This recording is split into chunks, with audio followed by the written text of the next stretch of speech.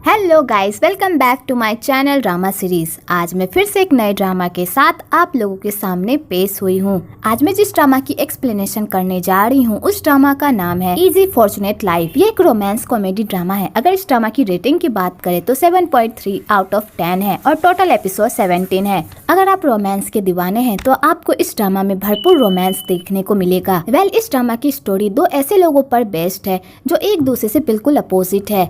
इस ड्रामा का main lead बहुत ही अमीर है और उसे अपने पैसों पर बहुत ही घमंड होता है और वो अपने पैसों से किसी को भी खरीदने का हुनर रखता है। वही दूसरी तरफ हमारी इस ड्रामा की फीमेल लीड जो बहुत ही क्यूट, केयरिंग, सबकी हेल्प करने वाली होती है, पर वो बहुत ही गरीब होती है। उसके पास तो खाने तक के भी पैसे नहीं होते। आखिरकार इन दोनों की लाइफ में ऐसा क्या हुआ जो एक बिगड़े अमीरजादे ने एक गरीब लड़की से अरेंज्ड मैरिज कर ली? वो तो आपको इस वीडियो को पूरा देखने पर ही पता चलेगा। तो चलिए फिर एक्सप्लेनेशन को स्टार्ट करते हैं। तो कहानी होती है एक एक्सीडेंट से, जहाँ पर एक बड़े बिजनेसमैन का एक्सीडेंट हो गया होता है तो उन्हें एम्बुलेंस से हॉस्पिटल ले जाया जा रहा होता है। तो उस एम्बुलेंस के पीछे हमारी फीमेल लीड भी होती है जो हॉस्पिटल जा रही होती है अपने पेशेंट को देखने के लिए। एक्चुअली फुआन एक आयुर्वेदिक होती है, उसे जड़ी बूटी की बहुत ही नॉलेज होती है और वो जड़ी बूटी से बहुत लोगों को ठीक भी कर चुकी होती है, जिस वजह से कुछ लोग उसके जड़ी बूटी को इतना पसंद करते हैं कि उसी से अपना इलाज करवाते हैं। आगे दादाजी की कंडीशन बहुत ही खराब हो जाती है क्योंकि उन्हें हार्ट अटैक आया होता है। तो ये खबर आग की तरह फैल जाती है। जब दादाजी की फैमिली को इस बारे में पता चलता है तो वो लोग ये सब जानकर बहुत ही खुश होते हैं क्योंकि दादाजी के मरने के बाद उनकी सारी प्रॉपर्टी उन लोगों को मिल जाएगी। तो दादाजी की जो बेटी होती है वो बहुत ही लालची होती है। उसे अपने पापा से कोई मतलब नहीं होता, उसे बस अपने पापा के पैसों से मतलब होता है और वो अपने पापा के पैसों को किसी भी तरह हथियाना चाहती है। वही दादाजी का एक पोता भी होता है जो इस ड्रामा का मेन लीड होता है। उसका नाम होता है दा फेंग। दा फेंग बहुत ही एरोगेंट और मतलबी इंसान होता है। उसे सिर्फ अपने से मतलब होता है, बाकी सब जाए भाड़ में। दा फेंग की एक गर्लफ्रेंड भी होती है जिसका नाम जियांग होता है और वो एक रिपोर्टर होती है। दा फेंग ने जियांग के बारे में अपने घर वालों को नहीं बताया होता है और दोनों सीक्रेटली एक दूसरे को डेट करते हैं। जब दा फेंग को इस बारे में पता चलता है कि उसके दादाजी हॉस्पिटल में हैं, तो दा फेंग कहता है इस बार इस बुढ़े को मर जाना ही चाहिए, इसने हमें बहुत ही तंग किया है। 20 साल से हमें ये ऐसे ही झुला रहा है। हम हमेशा सोचते थे कि ये मर जाएगा पर ये हमेशा मौत को चकमा देकर वापस आ जाता है। तो जियांग कहती है हनी तुम टेंशन मत लो, इस बार तुम्हारे दादाजी ऊपर जरूर चले जाएंगे। तो दा फेंग कहता है तुम मेरे दादाजी को नहीं जानती, उनका शायद यमराज से कोई ना कोई कनेक्शन जरूर है क्योंकि जब भी वो मौत के मुंह में जाते हैं पता नहीं किस तरह वो वापस भी आ जाते हैं। तो जियांग कहती है हनी तुम टेंशन मत लो, आज ना कल वो बुढ़ा ऊपर पहुंच ही जाएगा, उसके बाद उसकी सारी प्रॉपर्टी तो तुम्हारी ही होगी ना। तो दा फेंग कहता है वो तो है, लेकिन उस प्रॉपर्टी के पीछे बहुत सारे लोग पड़े हैं, मुझे उन्हें भी रास्ते से हटाना होगा। जियांग दा फेंग से कोई प्यार व्यार नहीं करती, बस वो उसके पैसों के लिए उसके साथ होती है, पर दा फेंग जियांग से प्यार करता है। आगे पूरी फैमिली हॉस्पिटल जाती है तो वहाँ पर दादाजी की बेटी रोने का नाटक करती है कि जैसे उसे अपने बाप की बहुत ही फिक्र है, पर उसे फिक्र कितनी है वो तो आप लोगों को भी पता है। आगे डॉक्टर उन लोगों को बताते हैं कि दादाजी की हालत बहुत ही खराब है, इसलिए आप लोगों को इस पेपर पर साइन करना होगा। तो वो लोग पेपर पर साइन करने के बजाय डॉक्टर को ये कहने लगते हैं कि अगर दादाजी की कंडीशन खराब है तो प्लीज आप ये ऑपरेशन मत कीजिए, मैं नहीं चाहता कि पापा को और दुख हो, हम सभी चाहते हैं कि वो आराम से इस दुनिया से चले जाएं।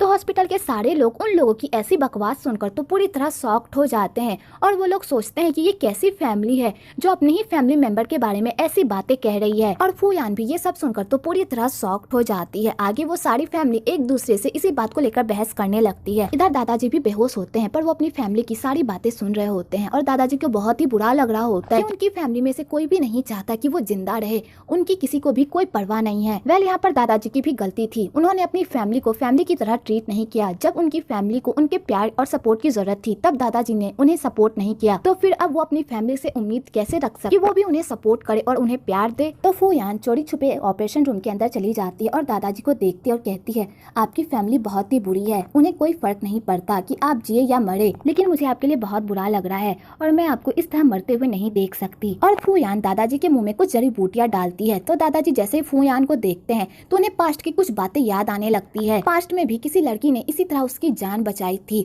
पर दादाजी फुयान की शक्ल नहीं देख पाते कि तभी वहाँ पर दा फेंग आ जाता है और फुयान को घसीट कर रूम से बाहर निकालता है और कहता है तुमने दादाजी को क्या खिलाया, मुझे बताओ, अगर दादाजी को कुछ भी हो गया तो इसकी जिम्मेदारी तुम्हारी होगी। तो फुयान कहती है मैंने ऐसा कुछ भी नहीं किया है और तुम लोग कौन से दूध के धुले हो, तुम लोग भी तो चाहते हो कि वो मर जाए। और यहाँ पर दोनों में आर्ग्यू होने लगती है। तो डॉक्टर फुयान को ही डांटती है और कहती है मैंने तुम्हें कितनी बार कहा है कि यहाँ पर आकर अपनी जड़ी बूटी ना बेचा करो, फिर भी तुम मेरी बात नहीं सुनती, अगर आइंदा से तुम मुझे हॉस्पिटल में दिखाई दी तो मैं तुम्हें पुलिस के हवाले कर दूंगी। तो फुयान कहती है डॉक्टर मेरी मेडिसिन कोई खराब मेडिसिन नहीं है। इस मेडिसिन से बहुत सारे लोग ठीक भी हुए हैं। कि तभी वहाँ पर एक बंदा भी आ जाता है जो फू यान का ही साइड लेता है। तो डॉक्टर कहती है अब तुम्हारा काम हो गया ना, तो तुम यहाँ से जाओ। तो फू यान वहाँ से जाने लगती है, लेकिन जाने से पहले वो दा फेंग को टीस करके जाती है, जिससे दा फेंग को बहुत ही गुस्सा आता है। कि तभी वहाँ पर डॉक्टर आते हैं और उन लोगों को बताते हैं कि दादाजी की कंडीशन धीरे धीरे ठीक हो रही है और वो बहुत जल्द ठीक हो जाएंगे। तो वो लोग जैसे ये खुशखबरी सुनते हैं तो वो लोग पूरी तरह शॉक्ड हो जाते हैं, क्योंकि उनका सपना पूरी तरह चकनाचूर हो गया होता है अमीर बनने का। इधर दा फेंग को तो फू यान पर ही गुस्सा आ रहा होता है, क्योंकि उसने ही कोई जड़ी बूटी खिलाई थी दादाजी को, जिस वजह से दादाजी ठीक हो गए होते हैं। आगे फू यान अपने भाई को स्कूल से लेने के लिए गई होती है और वो लोग खुशी खुशी अपने घर की तरफ जा रहे होते हैं। तभी उन लोगों का एक ट्रक से एक्सीडेंट होते होते बच जाता है। तो उस ट्रक से एक लकड़ी का टुकड़ा गिर जाता है। तो दाओ कहता है दीदी देखो ये क्या है। तो फू यान जैसे ही उस लकड़ी को देखती है तो वो कहती है ये तो दालचीनी की लकड़ी है, इसे काटना और बेचना तो इलीगल है ना। तो दाओ कहता है दीदी क्यों ना हम इस लकड़ी को बेचकर अमीर हो जाएं। तो फू यान कहती है तुम ये सारी बातें कहाँ से सीख रहे हो, मैंने तुम्हें कितनी बार समझाया है कि हमें कोई भी ऐसा काम नहीं करना चाहिए जो इलीगल हो और या गलत हो। तो दाओ कहता है फिर हम इस लकड़ी का क्या करेंगे। तो फू यान कहती है मैं इसे अपने साथ लेकर चलती हूँ और कल पुलिस के हवाले कर दूंगी, उसके बाद पुलिस ही इसका पता लगाएगी। और फू यान उस लकड़ी के टुकड़े को उठा लेती है और उसे अपने घर लेकर जाती है। दूसरी तरफ फू यान की दादी की तबीयत बहुत ही खराब होती है और वो अपना विल लिख रही होती है। एक्चुअली फू यान की दादी को लंग कैंसर होता है, पर ये बात फू यान को नहीं पता होती। आगे फू यान की दादी फू यान को एक घड़ी का लॉकेट देती है और कहती है इसे कल जाकर बाजार में बेच देना। तो फू यान कहती है दादी आप इस लॉकेट को कैसे बेच सकती हैं, आपने 60 साल तक वांग चाई दादाजी का इंतजार किया है और ये घड़ी तो उनकी अमानत है ना, फिर आप इसे कैसे बेच सकती है। तो दादी कहती है हमारी घर की हालत ऐसी नहीं है और वैसे भी जो 60 साल में नहीं आया वो अब क्या आएगा। तो फू यान कहती है दादी जब आपने इतना इंतजार कर ही लिया है तो थोड़ा और इंतजार कर लीजिए, दादाजी आपसे मिलने जरूर आएंगे। तो दादी कहती है मैं भी इसी आस में जी रही हूँ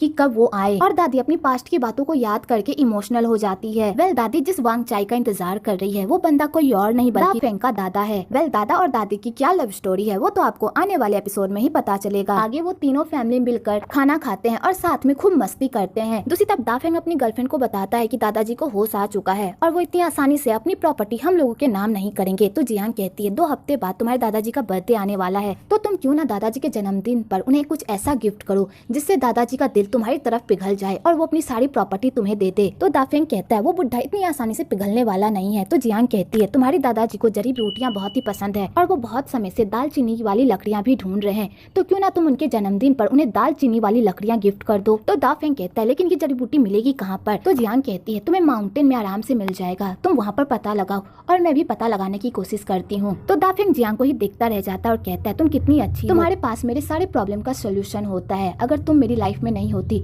तो पता नहीं मैं क्या करता। और दा फेंग जियांग को किस कर लेता है। वेल आपको यहाँ पर इन दोनों का रोमांटिक सीन भी देखने को मिलेगा। अगले दिन दा फेंग गाँव जाता है और वहाँ पर दालचीनी की लकड़ी के बारे में पूछता है, तो वहाँ पर कोई भी उसे कुछ भी नहीं बताता। तो वहाँ पर उसकी मुलाकात फिर से फू यान से हो जाती है, क्योंकि उस गाँव में सिर्फ फू यान ही होती है जिसे जड़ी बूटी की नॉलेज होती है और वही जड़ी बूटी बेचती भी है। तो दा फेंग फू यान को कहता है मुझे दालचीनी की लकड़ियाँ खरीदनी है, बताओ कितने में बेचोगी। तो फू यान इस बात पर दा फेंग को कहती है क्या तुम्हें नहीं पता दालचीनी की लकड़ियों को खरीदना इलीगल है, यहाँ पर कोई भी उसे नहीं बेचता, तुम्हें यहाँ पर नहीं मिलेगी। तो दा फेंग कहता है मुझे पता है कि तुम झूठ बोल रही हो, बताओ कितनी कीमत लोगी उस लकड़ी की। और दा फेंग वहाँ पर अपनी अमीरगिरी दिखाने लगता है। तो फू यान को भी गुस्सा आ जाता है और एक मौका मिल जाता है दा फेंग से बदला लेने का, क्योंकि हॉस्पिटल में दा फेंग ने उसके साथ बहुत ही बदतमीजी की थी। तो फू यान कहती है ठीक है चलो मैं तुम्हें उस पेड़ के पास लेकर चलती हूँ। आगे फू यान दा फेंग को पूरे जंगल में घुमाती है और उससे अपना बदला लेती है और उसके बाद फू यान दा फेंग से बदला लेने के लिए उसे दलदल में भी फेंक देती है। तो दा फेंग ये सब देखकर तो और गुस्सा आ जाता है। तो फू यान कहती है ज्यादा हिलो मत,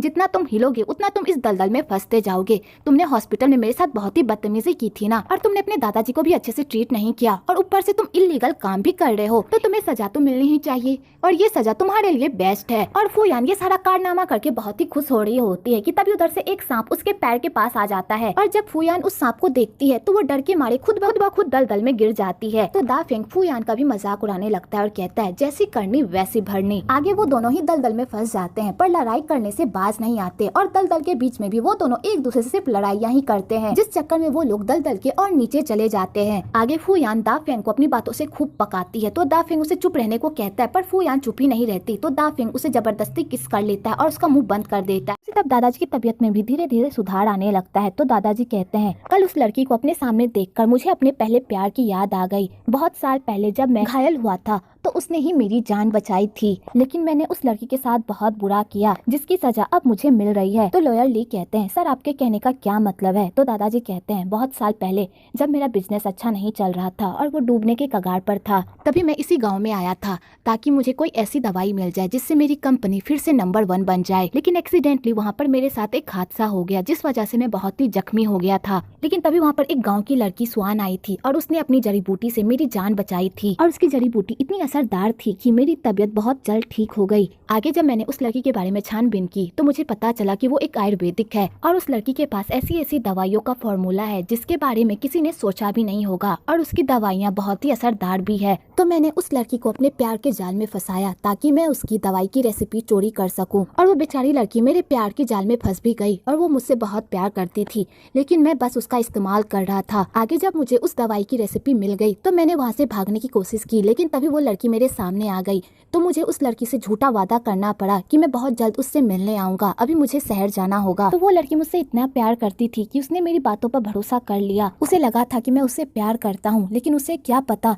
मैं तो बस उसे धोखा दे रहा था उसकी मेडिसिन की रेसिपी को चुराने के लिए। और उसकी मेडिसिन में इतना असर था कि मेरी डूबती हुई कंपनी फिर से वापस खड़ी हो गई और आज मैं जिस भी मुकाम पर हूँ वो सब स्वान की मेडिसिन की ही वजह से है। आगे दादाजी कहते हैं मुझे उस गलती का बहुत ही अफसोस है, मैंने उस लड़की के साथ बहुत बुरा किया, इसलिए भगवान आज मेरे साथ बुरा कर रहे हैं। मैंने जिस फैमिली के लिए इतना कुछ किया, इतना पैसा कमाया, वही फैमिली मुझे देखना नहीं चाहती, इसलिए मैं स्वान से माफी मांगना चाहता हूँ। इसलिए लॉयर ली स्वान को खोजो कि वो कहाँ पर है। तो लॉयर ली कहते हैं ठीक है सर, मैं उसे खोजने की पूरी कोशिश करूंगा। दूसरी तरफ जियांग दालचीनी की लकड़ी का इंतजाम करने की पूरी कोशिश करती है तो उसे एक साहूकार का नंबर मिलता है। तो जियांग उस बंदे से बात करती है तो बंदा कहता है दालचीनी की लकड़ी मिल जाएगी लेकिन उसके लिए बहुत सारे पैसे लगेंगे। तो जियांग कहती है तुम पैसों की टेंशन मत लो, बस मुझे वो लकड़ी किसी भी कीमत पर चाहिए। तो वो साहूकार कहता है आपका ये काम हो जाएगा। आगे साहूकार के पास दालचीनी की कोई भी लकड़ी नहीं होती, लेकिन उसे याद आता है जब वो दालचीनी की लकड़ी ले जा रहा था तो उसकी एक लकड़ी नीचे गिर गई और उस लकड़ी को फूयान अपने घर लेकर गई थी। तो साहूकार फूयान के घर कुछ बंदे भेजता है उस लकड़ी को चुराने के लिए। तो वो बंदे उस लकड़ी को चुराकर वहाँ से भाग ही रहे होते हैं कि तभी दादी उन लोगों को देख लेती है और दादी उन लोगों से लड़ने लगती है और कहती है ये लकड़ी तुम लोग नहीं ले जा सकते,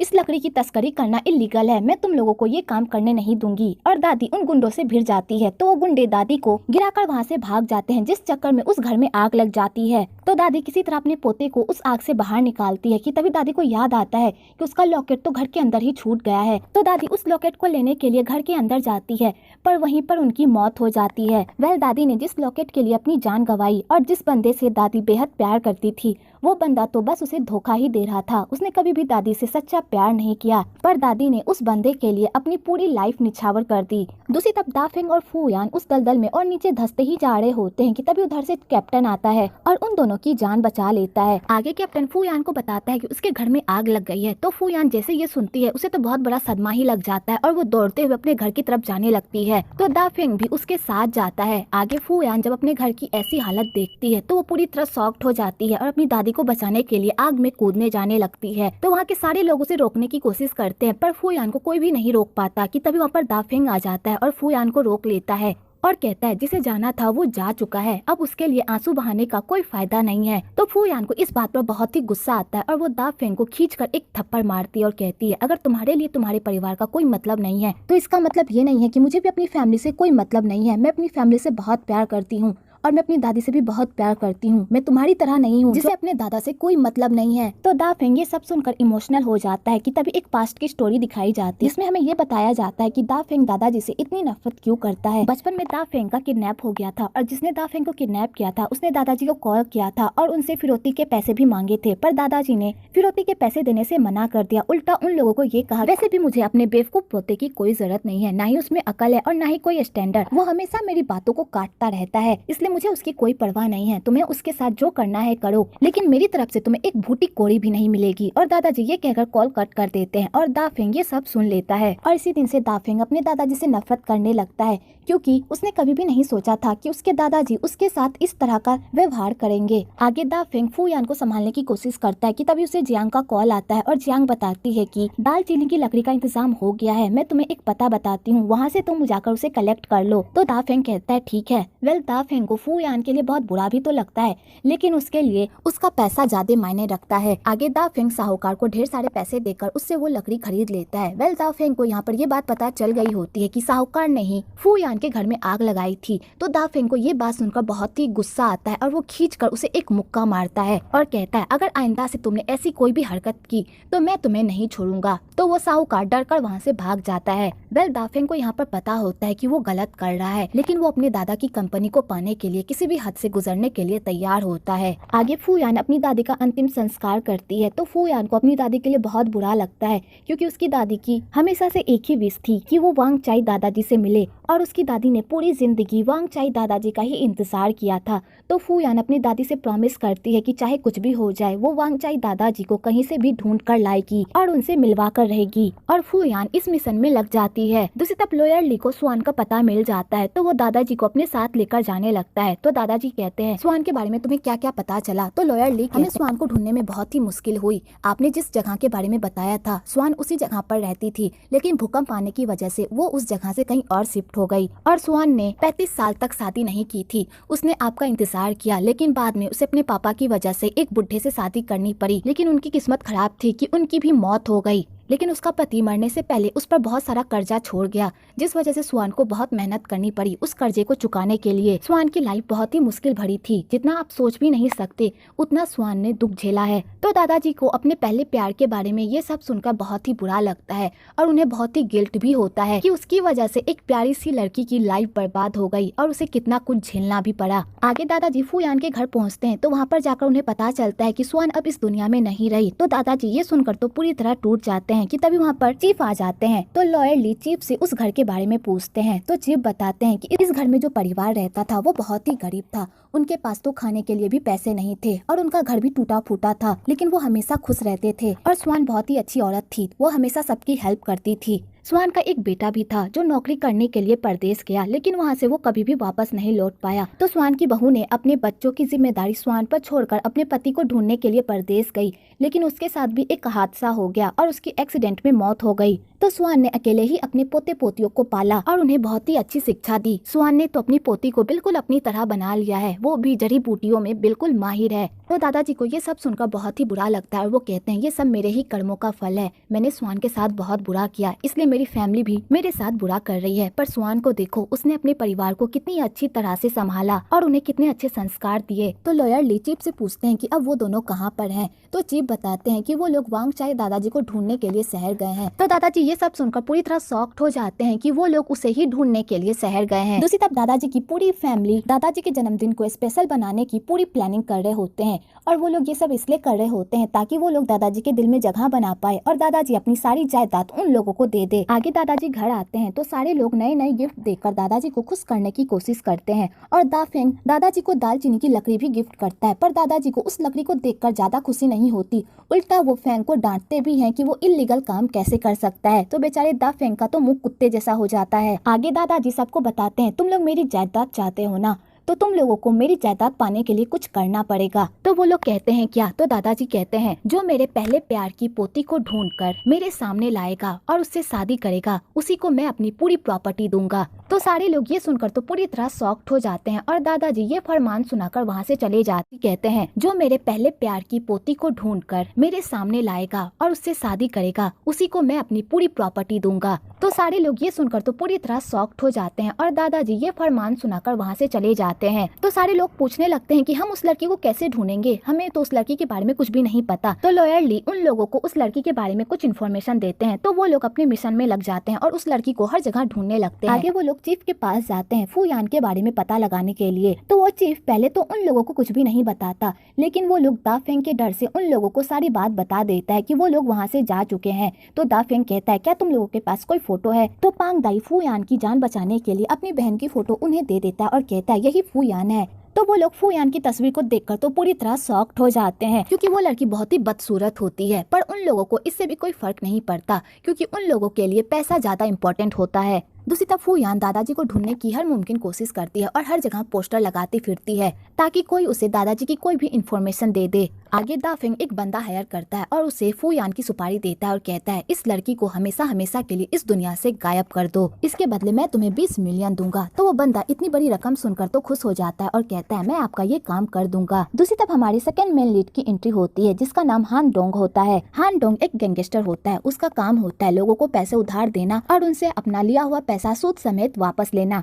हान डोंग का एक सौतेला भाई भी होता है आबाऊ, जो हमेशा उससे जलता रहता है और आबाऊ हान डोंग को सबक सिखाने का एक मौका नहीं छोड़ता और हमेशा उससे लड़ता रहता है और अपने बंदों से हान डोंग पर हमला करवाते रहता है। तो आबाऊ हान डोंग को मार रहा होता है कि तभी वहाँ पर फूयान आ जाती है और वो हान डोंग को मुसीबत में देखकर उन गुंडों को अपने गुड़ेल से खूब मारती है और उन्हें मारकर वहाँ से भाग जाती है और इस तरह वो हान डोंग की जान बचा लेती है उन गुंडों से। आगे हान डोंग और फूयान की मुलाकात होती है तो फूयान देखती है कि हान डोंग के हाथ पे चोट लगी है तो वो अपनी जड़ी बूटी वाली दवाई उसके हाथों पर लगाती है। तो हान डोंग कहता है तुमने आज मेरी हेल्प की है तो मैं इसका कर्ज चुकाना चाहता हूँ, बताओ तुम्हें मेरी क्या हेल्प चाहिए, तुम मुझे जो कहोगी मैं वो करूँगा। तो फूयान कहती है मुझे कोई हेल्प नहीं चाहिए, मैंने तो बस ऐसे ही तुम्हारी जान बचा दी। तो हान डोंग कहता है मैं इस तरह किसी का एहसान नहीं ले सकता, इसलिए मुझे किसी भी कीमत पर तुम्हारा एहसान तो चुकाना ही होगा। तो फूयान कहती है ऐसी कोई बात नहीं, मुझे तुम्हारी कोई हेल्प नहीं चाहिए और फूयान ये कहकर वहाँ से चली जाती है। लेकिन इस चक्कर में वो अपना बॉक्स वहीं पर भूल जाती है। आगे यांगफू को जब पता चलता है उसके दोनों बेटे ने फिर से लड़ाई की है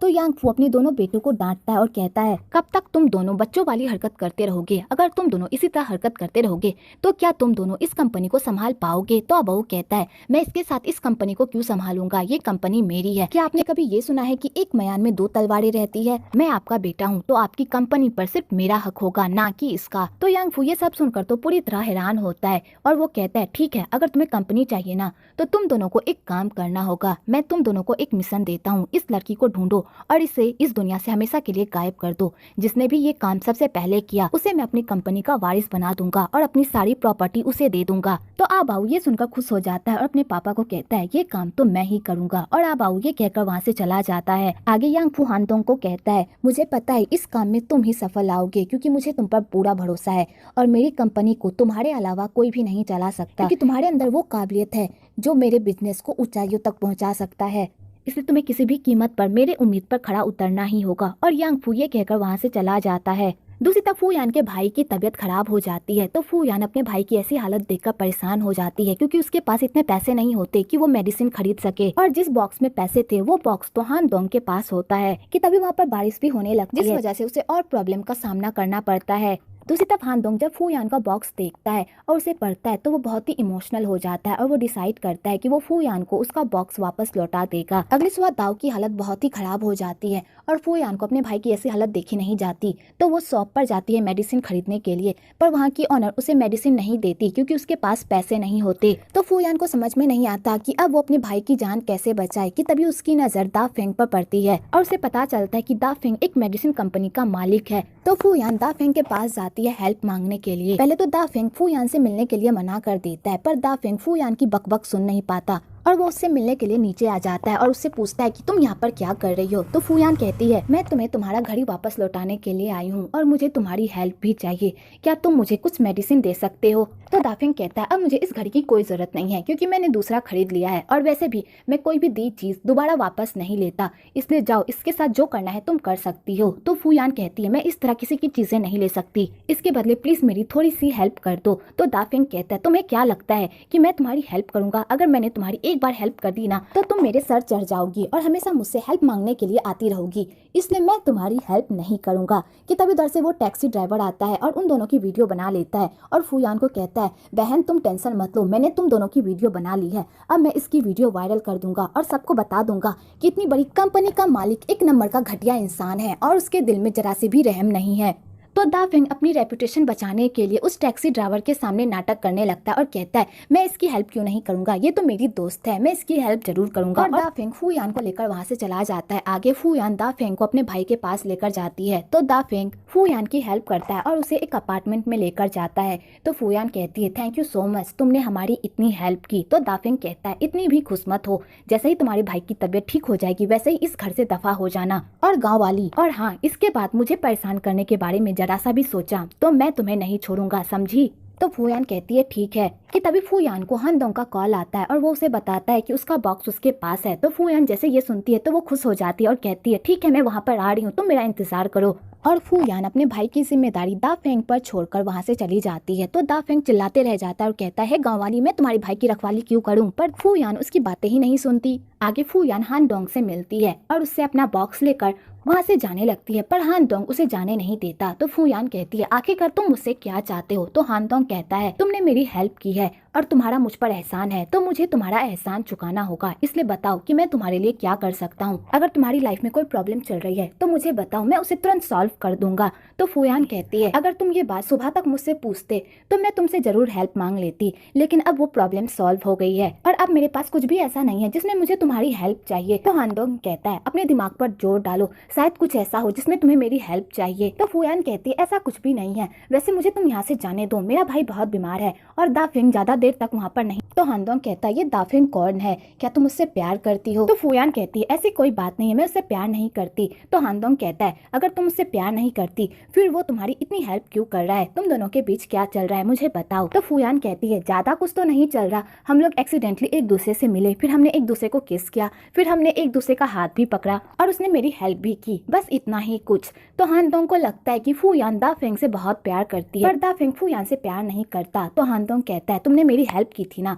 अब मैं तुम्हारी हेल्प करूंगा, अब मैं पूरी जी जान लगा दूंगा उस लड़के को तुमसे प्यार करवाने के लिए। अब मेरी लाइफ का एक ही गोल है, उस लड़के को तुमसे प्यार करवाना। तो फू यान कहती है तुम्हें कोई गलतफहमी हो गई है, मैं उस लड़के से प्यार नहीं करती, पर हान डोंग उसकी एक भी नहीं सुनता। आगे वो लोग घर पहुंचते हैं तो दा फेंग ऑलरेडी वहाँ से जा चुका होता है और उसने फू यान के लिए एक नोट भी छोड़ा होता है, मुझे ऑफिस में थोड़ा काम आ गया है इसलिए मैं जा रहा हूँ और मैंने तुम्हारे भाई को मेडिसिन पिला दी है, इसलिए टेंशन लेने की कोई जरूरत नहीं है और जैसे ही तुम्हारा भाई ठीक हो जाए तुम यहाँ से चली जाना। तो फू यान ये लेटर पढ़कर स्माइल करती है। तो हान डोंग को पूरा यकीन हो जाता है कि फू यान दा फेंग से बहुत प्यार करती है, पर दा फेंग उसे अच्छे से ट्रीट नहीं करता। आगे हान डोंग फू यान की लाइफ में इस तरह घुस जाता है कि वो उसका पीछा ही नहीं छोड़ता। दूसरी तरफ दादाजी दा फेंग से पूछते हैं क्या तुम्हें उस लड़की के बारे में कुछ भी पता चला। तो दा फेंग कहता है अभी तक तो मुझे कुछ भी नहीं पता चला। तो दादाजी कहते हैं तुम्हें उसके बारे में पता लगाने का टाइम होगा तब न तुम उसके बारे में पता लगाओगे, तुम तो यहाँ पर दूसरी लड़कियों के साथ गुलछड़े उड़ाने में बिजी हो। अगर तुम्हारे स्कैंडल की वजह से कंपनी पर कोई भी असर पड़ा तो मैं तुम्हें इस कंपनी से बाहर निकाल दूंगा, समझे। और दादाजी दा फेंग को वार्निंग देकर वहाँ से चले जाते हैं। तो दा फेंग को बहुत ही गुस्सा आता है। आगे दा फेंग अपना गुस्सा ठंडा करने के लिए जियांग के पास जाता है। तो जियांग भी दा फेंग से उसी लड़की के बारे में पूछने लगती है कि क्या तुम्हें वो लड़की मिली। तो दा फेंग को इस बात से बहुत ही गुस्सा आता है और वो कहता है हमेशा सब मुझसे उस लड़की के बारे में ही क्यों पूछते हैं, आखिरकार उस लड़की में ऐसा क्या है, वो तो मोटी और बदसूरत लड़की है। तो जियांग कहती है हनी शांत हो जाओ, मेरे कहने का वो मतलब नहीं था, मैं तो बस तुम्हारे फायदे के लिए ही कह रही थी। कि तभी जियांग को ऑफिस से कॉल आ जाता है और जियांग दा फेंग के साथ टाइम स्पेंड नहीं कर पाती, ऑफिस के लिए चली जाती है। तो दा फेंग को बहुत ही बुरा लगता है क्योंकि वो स्पेशली जियांग के साथ टाइम स्पेंड करने के लिए ही आया हुआ होता है। दूसरी तरफ फू यान दा फेंग का एहसान चुकाने के लिए उसे अपने साथ डिनर पर इन्वाइट करती है। तो दा फेंग कहता है अगर मैं तुम्हारे साथ डिनर कर लूं तो इसके बाद तुम मुझे परेशान नहीं करोगी ना। तो फू यान कहती है इसके बाद मैं तुम्हें परेशान नहीं करूंगी। तो दा फेंग कहता है ठीक है मैं आ रहा हूँ। दूसरी तरफ फू यान दा फेंग के लिए बहुत ही अच्छा प्रिपरेशन करती है क्योंकि वो चाहती है कि दा फेंग को एक फैमिली वाली फील आए, क्योंकि उसकी लाइफ में प्यार की कमी है और उसे देखकर लगता है कि उसे कभी भी किसी भी फैमिली का प्यार नहीं मिला। इसलिए फू यान दा फेंग को एक फैमिली वाला प्यार देने की कोशिश करती है ताकि वो उसका एहसान चुका सके। तो हान डोंग को ये सब देखकर बहुत ही गुस्सा आता है, पर बेचारा अपने हाथों से मजबूर होता है क्योंकि वो फू यान का एहसान भी चुकाना चाहता है। कि तभी तरह से दा फेंग की एंट्री होती है। तो फू यान बहुत ही अतरंगी अंदाज में दा फेंग का स्वागत। दा फेंग जैसे ही हान डोंग को देखता है तो उसे बहुत ही गुस्सा आता है और वो फू यान पर गुस्सा करने लगता है कि तुम्हें किसने परमिशन दी यहाँ पर किसी और मर्द को लाने के लिए। तो हान डोंग को भी गुस्सा आ जाता है और वो कहता है मैं यहाँ पर फू यान की हेल्प करने के लिए आया था और ये सारा खाना मैंने बनाया है, तुमने फू यान के लिए जो भी किया उसका शुक्रिया अदा करना चाहती थी, इसलिए वो चाहती थी कि तुम्हें एक अच्छा सा डिनर ट्रीट दे, इसलिए उसने ये सब किया, समझे कमीने। और हान डोंग ये कहकर वहाँ से चला जाता है। आगे फू यान दा फेंग को खुश करने का एक मौका नहीं छोड़ती और उसकी बहुत परवाह भी करती है। तो दा फेंग ये सब देखकर पूरी तरह हैरान होता है और वो ये सब देखकर इमोशनल भी हो जाता है क्योंकि पास्ट में किसी ने भी कभी भी उसकी परवाह नहीं की, दादाजी ने भी उसे कभी वो प्यार नहीं दिया जिसके वो हकदार था। तो दा फेंग को ये सब देखकर बहुत ही अच्छा लगता है, पर वो अपने आप को संभाल लेता है और फू यान से रूडली ही बात करता है और कहता है अब तुम्हारा भाई ठीक हो चुका है, अब तुम्हें यहाँ से चले जाना चाहिए। तो फू यान कहती है तुम टेंशन मत लो, मैं तुम्हें ज्यादा तकलीफ नहीं दूंगी, कल सुबह मैं अपने भाई के साथ गाँव वापस जा रही हूँ। तो दा फेंग कहता है यही तुम्हारे लिए अच्छा होगा। तो फू यान कहती है मुझे पता है तुम अपने आप को बाहर से जितना कठोर दिखाते हो ना, तुम अंदर से उतने ही नर्म हो। वेल दाफेंग फूयान से कितनी भी रूडली बात क्यों ना कर ले, फूयान उसकी बातों का बुरा नहीं मानती और दाफेंग भी उन लोगों के साथ टाइम स्पेंड करके बहुत ही खुश होता है, पर वो प्रिटेंड नहीं करता। दूसरी तरफ फेंग आंटी और डोंग अंकल को पता चलता है कि उन लोगों के पास जो फोटो है वो फूयान की नहीं है, तो वो लोग ये सब सुनकर पूरी तरह शॉक्ड हो जाते हैं। तो दादाजी उन लोगों को बताते हैं हॉस्पिटल में जिस लड़की ने उनकी जान बचाई थी वही फूयान है। तो आंटी ये सब सुनकर तो पूरी तरह शॉक्ड हो जाती है, पर वो हार नहीं मानती और फूयान को ढूंढने के लिए पेपर में उसका इख्तियार दे देती है ताकि जिसे भी फूयान मिले वो उसे कांटेक्ट करे। दूसरी तरफ आबाऊ को फूयान का पता मिल जाता है तो वो अपने बंदों के साथ फूयान को पकड़ने के लिए चला जाता है। दूसरी तरफ यान दाफेंग को बताता है कि अगर फूयान को कुछ भी हो गया तो दादाजी की सारी प्रॉपर्टी ट्रस्ट में चली जाएगी। तो दाफेंग ये सब सुनकर तो पूरी तरह शॉक्ड हो जाता है। तभी दाफेंग को ये भी पता चलता है कि जिस लड़की से वो बार बार मिला वही लड़की फूयान है। दूसरी तरफ आबाऊ फूयान को पकड़कर वहाँ से ले जाने लगता है कि तभी वहाँ पर हान डोंग आ जाता है फूयान को बचाने के लिए। तो आबाऊ अपने बंदों को कहता है हान डोंग को भी पकड़ लो, इस कमीने ने भी मुझे बहुत तंग किया है और इसके रहते मुझे अपने पापा की प्रॉपर्टी कभी भी नहीं मिल पाएगी। आज तो मेरे हाथ 2 मछलियाँ लगी है, आज इन दोनों को दफना कर इन दोनों का किस्सा ही खत्म कर दूंगा। और आबाऊ उन लोगों को लेकर जंगल में चला जाता है दफनाने के लिए। दूसरी तरफ दाफेंग फूयान से मिलने के लिए जा रहा होता है कि तभी उसकी नजर एंथोनी पर पड़ती है जो एक गाड़ी के पीछे भाग रहा होता है। तो दाफेंग समझ जाता है कि उन लोगों ने फूयान का किडनैप कर लिया है। तो दाफेंग भी फूयान को बचाने के लिए उस जंगल में चला जाता है और आबाऊ को कहता है इन सबको छोड़ दो, मैंने तुम्हारे पापा से बात कर ली है, मैंने ये डील कैंसिल कर दी है, लेकिन तुम लोग पैसे की टेंशन मत लो, मैं तुम्हें पैसे दे दूंगा, फूयान को मेरे हवाले कर दो। पर आबाऊ फूयान को देने से मना कर देता है। तो दाफेंग को फूयान को बचाने के लिए उन लोगों से लड़ना पड़ता है, पर वो लोग दाफेंग को ही मारने लगते हैं। इधर हान डोंग भी अपने आप को छुड़ाकर बाहर आ जाता है और उन गुंडों को सबक सिखाता है। आगे वो दोनों मिलकर उन गुंडों को खूब मारते हैं और उन्हें मार मार कर उनका कचुम्बर बना देते हैं। हान डोंग दाफेंग को कहता है तुमने तो मेरे पापा को ऑर्डर दिया था फूयान को रास्ते से हटाने का,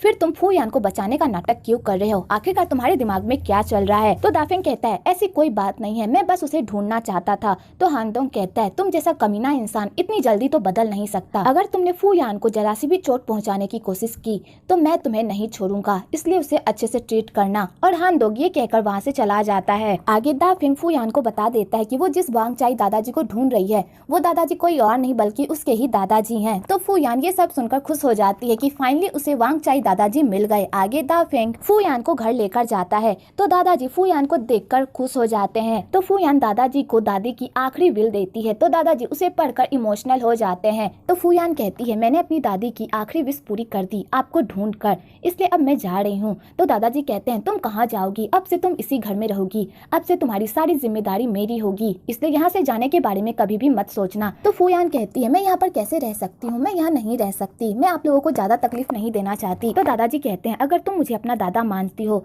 तो तुम मेरी बात नहीं टालोगी। तो फूयान दादाजी की बात मान जाती है और उस घर में रहने को तैयार हो जाती है। आगे आंटी और अंकल फूयान का बहुत ही अच्छे से ख्याल रखते हैं और उसे राजकुमारी की तरह ट्रीट करते हैं ताकि फूयान उससे इम्प्रेस होकर उसके बेटे यान से शादी कर ले। पर यान को फूयान में जरा सा भी इंटरेस्ट नहीं होता क्योंकि उसके लिए प्रॉपर्टी मायने नहीं रखती, उसके लिए उसकी खुद की कमाई मायने रखती है। पर उसके मॉम डैड हमेशा उसे इस प्रॉपर्टी के बीच में घसीट लेते हैं। पर अंकल आंटी को क्या पता, चाहे वो कितनी भी मेहनत कर ले हीरोइन तो हीरो को ही मिलेगी। दूसरी तरफ दाफेंग जियांग को बताता है कि मुझे दादाजी की प्रॉपर्टी पाने के लिए फूयान से नकली शादी करनी होगी, लेकिन उससे पहले मुझे उसे अपने प्यार के जाल में फंसाना होगा ताकि वो शादी के लिए मान जाए। लेकिन तुम टेंशन मत लो, जैसे ही दादाजी की सारी प्रॉपर्टी मेरे नाम हो जाएगी वैसे ही मैं उसे छोड़ दूंगा। तो जियांग कहती है मुझे तुम पर पूरा भरोसा है कि तुम मुझे चीट नहीं करोगे। वेल अगर दाफेंग जियांग को चीट कर भी देता है तो भी जियांग दाफेंग का पीछा बिल्कुल भी नहीं छोड़ने वाली क्योंकि वो भी तो पैसों की लालची है। आगे दादाजी फूयान से मिलने के लिए जाते हैं और उससे उसका हालचाल पूछते हैं। तो फूयान दादाजी से पूछती है आप इतने अमीर हैं और आपने दादी को प्रॉमिस किया था कि आप उनसे शादी करेंगे, तो फिर आप गांव वापस क्यों नहीं आए? दादी कब से आपका इंतजार कर रही थी और वो आपके इंतजार में ही मर गई। तो दादाजी कहते हैं मुझे माफ कर दो, मुझे स्वान के लिए बहुत बुरा लगता है। जब मैं गाँव से वापस आया था तो मेरी सगाई पहले से ही हो चुकी थी और मैं अपने परिवार के खिलाफ नहीं जा पाया, ना ही अपने पापा को मना पाया कि मैं उससे शादी नहीं करना चाहता और मुझे मजबूरन दाफेंग की दादी से शादी करनी पड़ी। लेकिन तुम ऐसा मत सोचो कि मैं स्वान के बारे में भूल गया था, मुझे हमेशा स्वान याद थी। वह स्वान ये सब सुनकर खुश हो जाती है कि दादाजी ने कभी भी दादी जी को धोखा नहीं दिया, पर उससे क्या पता कि दादा ने दादी को धोखा ही दिया था। उन्होंने बस दादी का इस्तेमाल किया उनकी मेडिसिन की रेसिपी चुराने के लिए। आगे यांग को जब अपने बेटे के करतूत के बारे में पता चलता है तो वो आबाऊ अपने बिजनेस का मालिक नहीं बनाता क्योंकि उसे पता होता है कि आबाऊ कभी भी उसके बिजनेस को नहीं संभाल पाएगा। इसलिए यांग हान डोंग को अपने बिजनेस का मालिक बना देता है और अपने बेटे को उसका असिस्टेंट। तो आबाऊ को इस बात से बहुत ही गुस्सा आता है और वो अपने पापा का ये फैसला नहीं मानता और गुस्से से वहाँ से चला जाता है। लेकिन अंकल और आंटी फूयान का मेकओवर करवाने के लिए लेकर जाते हैं और उसके लिए महंगे महंगे कपड़े खरीदते हैं, पर फूयान उस कपड़े को खरीदने से मना कर देती है क्योंकि वो बहुत ही महंगे होते हैं और उल्टा उन कपड़ों पर वो नुक्स भी निकालने लगती है। ये कपड़े तो बहुत ही सस्ते मिलते हैं मार्केट में,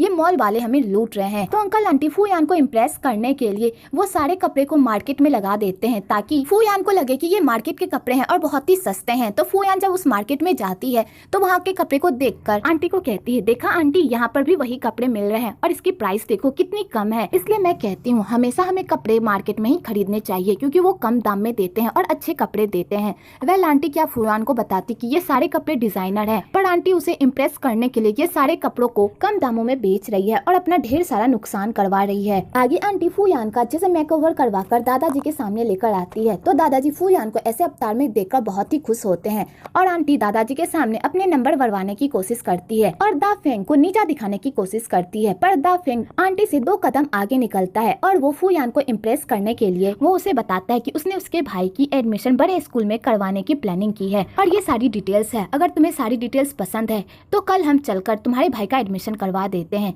क्योंकि तुम्हारे भाई के लिए एजुकेशन बहुत ही इम्पोर्टेंट है। तो फूयान ये सब देखकर बहुत ही खुश हो जाती है और दादाजी भी दा फेंग से इम्प्रेस होते हैं और कहते हैं तुमने बहुत ही अच्छा काम किया। तो आंटी का मुंह तो कुत्ते जैसा ही हो जाता है। अगले दिन वो लोग दाव का एडमिशन करवाने के लिए स्कूल जाते हैं। तो फूयान को वो स्कूल बहुत ही पसंद आता है, पर दाव के इतने अच्छे मार्क्स नहीं होते कि वो स्कूल दाव को एडमिशन दे सके। तो दा फेंग अपने पैसों के दम पर दाव का उस स्कूल में एडमिशन करवा लेता है। तो फूयान को जब इस बारे में पता चलता है तो दा फेंग से बहस करने लगती है और कहती है, तुमने मेरे भाई का एडमिशन पैसे देकर क्यों करवाया? तो दा फेंग कहता है, मैंने दाव की भलाई के लिए ये सब किया। तो फूयान कहती है, अगर ये स्कूल में दाव का एडमिशन नहीं होता तो हम दूसरे स्कूल जाते। तो दा फेंग कहता है, ये स्कूल सबसे बेस्ट है और दाव को इसी स्कूल में पढ़ना चाहिए। अगर वो इस स्कूल में पढ़ेगा तो वो कनेक्शन बनाएगा और आगे चलकर यही कनेक्शन उसके काम आएगा। तो फूयान कहती है, अभी वो बच्चा है, उसे कनेक्शन की क्या जरूरत? अगर उसे आगे बढ़ना है तो वो अपनी मेहनत से आगे बढ़ेगा, ना कि किसी कनेक्शन से। और यहाँ पर इन दोनों में इसी बात को बहस होने लगती है कि तभी दा फेंग को ऑफिस से कॉल आ जाता है और दा फेंग ऑफिस चला जाता है। आगे दादाजी दा फेंग को बहुत ही डांटते हैं कि वो ऑफिस इतना लेट क्यों आया, क्या तुम्हारी कोई जिम्मेदारी नहीं है? लेकिन तभी फूयान आकर दादाजी को बताती है कि दा फेंग उसके साथ था और वो दोनों मिलकर स्कूल गए थे दाव का एडमिशन करवाने के लिए। तो दादाजी का गुस्सा शांत हो जाता है, पर वो दा फेंग को अच्छे से ट्रीट नहीं करते जिस तरह वो फूयान को ट्रीट करते हैं। फूयान पे वो बहुत ही प्यार लुटाते हैं, पर वो अपने पोते को एक आंख नहीं भाते। तो दादाजी का गुस्सा शांत हो जाता है, पर वो दा फेंग को अच्छे से ट्रीट नहीं करते जिस तरह वो फूयान को ट्रीट करते हैं। फूयान पे वो बहुत ही प्यार लुटाते हैं, पर वो अपने पोते को एक आंख नहीं भाते। आगे दादाजी फूयान को अपने साथ मीटिंग में लेकर जाते हैं और सबको इंट्रोड्यूस करवाते हैं कि फूयान ने आयुर्वेदिक में बहुत ही अच्छी महारत हासिल की है, तो ये हमें मेडिसिन बनाने में कुछ इन्फॉर्मेशन दे सकती है जो हमारे काम की हो। आगे मीटिंग स्टार्ट होती है तो एक लड़की अपना प्रपोजल देती है। तो दादाजी फूयान से पूछते हैं, तुम्हें ये प्रपोजल कैसा लगा? तो फूयान उस प्रपोजल में नुक्स ही निकालती है। तो दादाजी उस लड़की को खूब डांटते हैं कि वो ऐसा ही काम करती है और उसके प्रपोजल को रिजेक्ट कर देते हैं। तो दा फेंग को बहुत ही बुरा लगता है क्योंकि दा फेंग को पता होता है कि उस लड़की ने अपने प्रोजेक्ट में कितनी मेहनत की थी और एक आई गई लड़की जिसे उस प्रोजेक्ट के बारे में कुछ भी नॉलेज नहीं है वो उसके प्रोजेक्ट को इस तरह बेइज्जत नहीं कर सकती। तो दा फेंग फूयान को सबक सिखाने के लिए उसी का दाव उसी पर मार देता है और कहता है, तुमने तो मेडिसिन में इतनी महारत हासिल की है तो क्यों ना तुम हमारे साथ ही काम करो और इस प्रोजेक्ट को तुम ही संभालो। तो दादाजी कहते हैं, दा फेंग तुम सही कह रहे हो, फूयान आज से तुम भी ऑफिस में काम करोगी। तो बेचारी फूयान ये सब करना तो नहीं चाहती पर उसे दादाजी की वजह से करना पड़ता है। आगे फूयान दा फेंग को कहती है, प्लीज दादाजी को मनाओ ना कि मैं ये काम नहीं कर पाऊंगी। तो दा फेंग कहता है, अब तुम्हें पता चलेगा कि दूसरे कितनी मेहनत करते हैं। जब तुम खुद इस प्रोफेशन में काम करोगी तब तुम्हें पता चलेगा इतनी मेहनत करने के बाद भी जब कोई तुम्हारे प्रोजेक्ट में नुक्स निकालता है तो तुम्हें कैसा लगता है। और दा फेंग ये कहकर वहाँ से चला जाता है। आगे फूयान उस प्रोजेक्ट पर काम करने लगती है और ढेर सारी रिसर्च करने लगती है कि तभी वहाँ पर हानदोग आ जाता है क्योंकि उसे फूयान की फिक्र हो रही होती है। तो हानदोग फूयान को इस तरह देखकर राहत महसूस करता है और उसे लगता है कि दा फेंग उसे अच्छी तरह से ट्रीट कर रहा है। तो हानदोग ये सब देखकर बहुत ही खुश होता है। वेल हानदोग फूयान से प्यार करने लगा होता है पर ये बात उसे खुद नहीं पता होती। आगे वो लोग फिर से मीटिंग में बैठते हैं तो दा फेंग फूयान से पूछता है कि तुमने इस प्रोजेक्ट पर कितनी रिसर्च की है। तो फूयान उन लोगों को पूरी रिसर्च बताती है पर उसके रिसर्च में कुछ भी अच्छा नहीं और ना ही नया होता है तो सारे लोग उसका मजाक ही बनाते हैं। तो बेचारी फूयान को ये सब देखकर बहुत ही बुरा लगता है पर वो हार नहीं मानती और उसे इस प्रोजेक्ट को लेकर एक नया आइडिया आता है और वो उस आइडिया पर काम करने लगती है और सारे मोजे को सुखाने लगती है ताकि उसके कड़ी मेहनत का उसे फल मिल सके और उसका ये एक्सपेरिमेंट पूरी तरह सफल हो सके। आगे जब दाफिंग फूयान को ऐसी हरकत करते हुए देखता है तो वो कहता है, तुम क्या पागल हो गई हो, यहाँ पर तुम्हारा दम घुट जाएगा। तो फूयान कहती है, तुमने ही तो कहा था कि इस प्रोजेक्ट के बारे में और ज्यादा नॉलेज लेकर आओ, तो मैं रिसर्च कर रही हूँ। तो दाफिंग कहता है, हाँ मैंने कहा था, लेकिन इस तरह अपनी जान को खतरे में डालकर नहीं कहा था, समझी बेवकूफ लड़की, यहाँ से निकलो। और दाफिंग उसे अपने साथ लेकर अपने रूम में लेकर जाता है। आगे फूयान की नजर चॉकलेट पे पड़ती है तो वो चॉकलेट देखकर बहुत ही खुश हो जाती है। तो दाफिंग कहता है, तुम्हें ये पसंद है, मैं ये तुम्हारे लिए ही लेकर आया था।